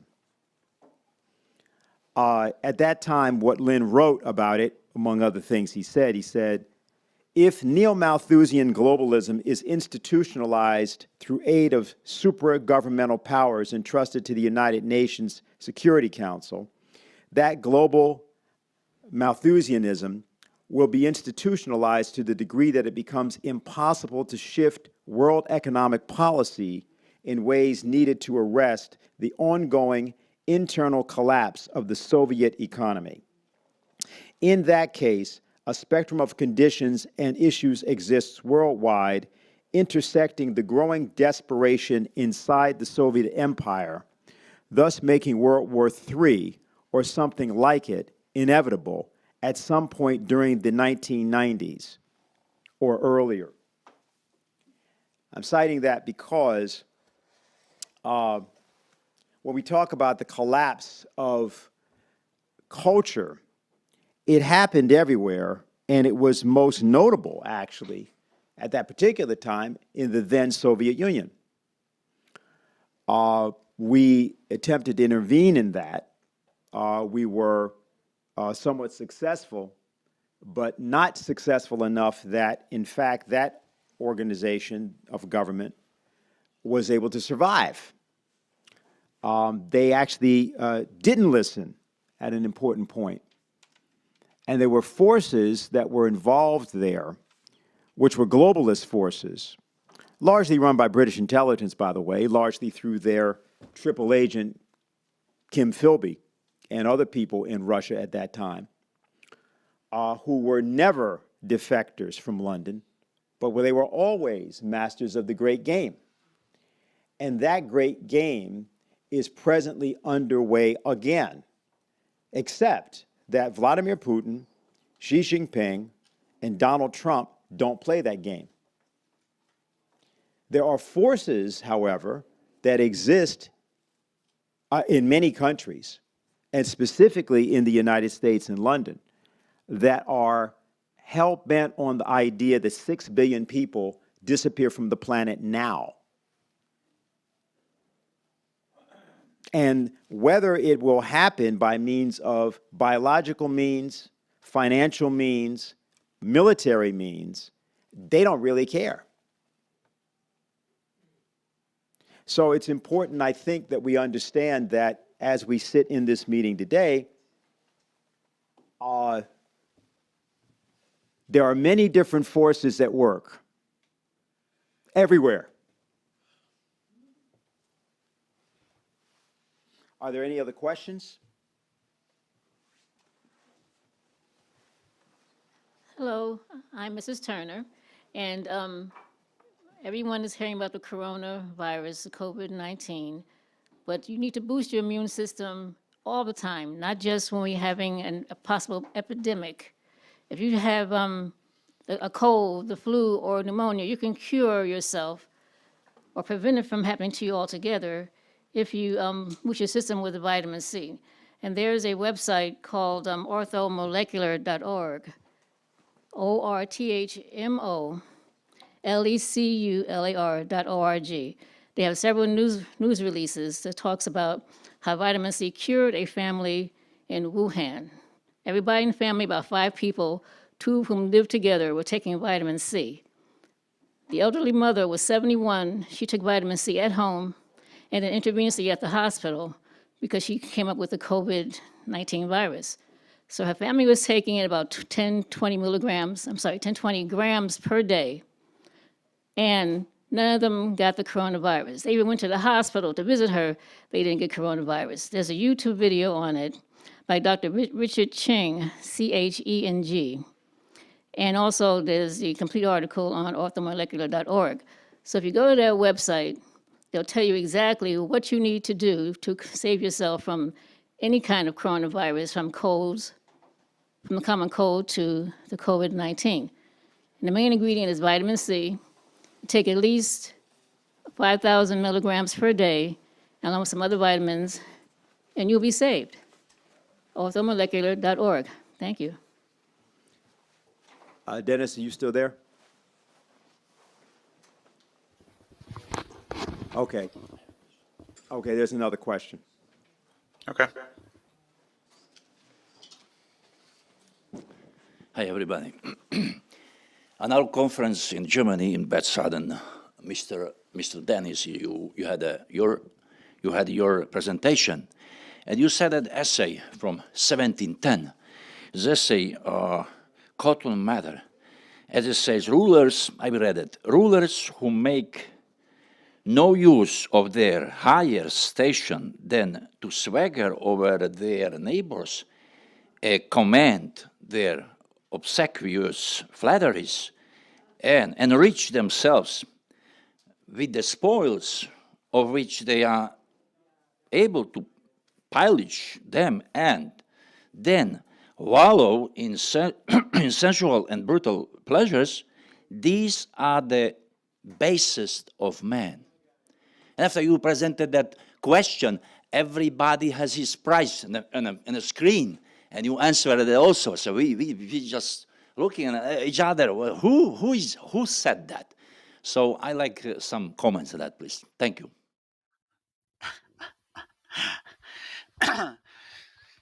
The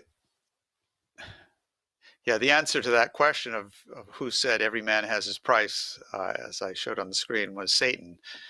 This is the voice of the devil, and it's true that Satan is able, or the principle of the satanic principle is able to reduce men to being such as each having their own price. And the idea was to counterpose that to the idea of Cotton Mather and others, Leibniz in particular, because Cotton Mather comes directly out of the tradition of Leibniz. Cotton Mather is one of, in fact, the founding fathers, philosophical founding fathers, with Franklin and others of the American Revolution. But it's the idea of precisely that man is meant to do good, that our purpose is to do the good. And the American Revolution and the United States Constitution were based on exactly that Leibnizian principle, that there is no higher purpose than to be able to do that, which is that quote from Cotton Mather that you were referring to. The Cotton Mather was polemicizing, as was Leibniz in point of fact, against the ideas best associated with someone like Hobbes or Hume, but Hobbes in particular. This is the British empiricist view. Hobbes in his Leviathan, who says that human nature is not to do good, but human nature is actually to be at war of one against all. That is to say that my interest requires the destruction of your interest, and therefore to have the benefit of so that I benefit with pleasure, personal pleasure, and reduce my pain, I will have to do whatever it takes to sacrifice you. And Hobbes's argument is that since that is human nature, which of course he doesn't prove, he just asserts, but since that is human nature, that is what man actually is, therefore you need a form of government that will impose upon people some sort of rules or regulations, a little bit like the discussion that we were having before about the list of moral or ethical things to do and not to do. Hobbes called that Leviathan, that is to say a dictatorial power like described by in the NSA and so on and so forth, which knows everything and sits on top of everything and dictates everything, because our natural tendency, so the argument goes, is for war of each against all. And the underlying concept here is this idea of hedonism, that what we are is defined by our search for personal pleasure of the basest sorts, of bestial kinds of pleasures. And Cotton Mather, as you were indicating there and what you were referring to from our discussion at Bad Soden, is a very good example, tracing to the very origins and roots of the United States of a totally contrary philosophy. And the reality of Mather and Leibniz and Franklin and so on, and Hamilton, who expressed this philosophical view in economics, is largely unknown inside the United States itself among our fellow citizens. But it's there. It's an underlying premise of the institutions on which this country were founded. So I think that I think it's useful what you cited, because the alternatives are exactly those. What we must do under conditions of extreme conditions facing humanity, where we are tempted and threatened by everything around us to act like animals and to prove Satan right, that every man has his price. where we will act the way Boccaccio said, of abandoning wives and children and so on.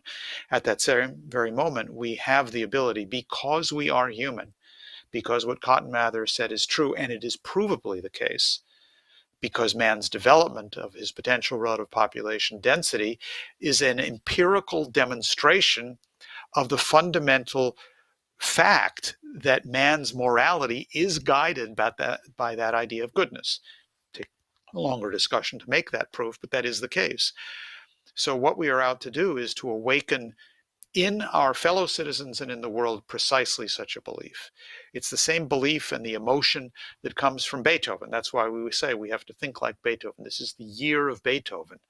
And despite the fact that around the world many concert halls are being shut down because of the COVID-19 virus, and many celebrations have been canceled, nonetheless, we can and we must still make this the year of Beethoven, because man's identity must be returned to that which is celebrated in Beethoven's music, which is this idea of man's fundamental creativity, his ability to act on the basis of goodness to make sure that our species survives with exactly that kind of characteristic. That's the challenge before us, and I think that if we all return to ideas such as those of Cotton Mather, which you referenced, then we'll be on the right course. Thank you. Sure. I think we're going to make that the final question for today, and there's a lot of work to be done. Dennis, is there anything else you'd like to say beyond what you just said? Nope. Thanks very much for having me. It's been fun. Great.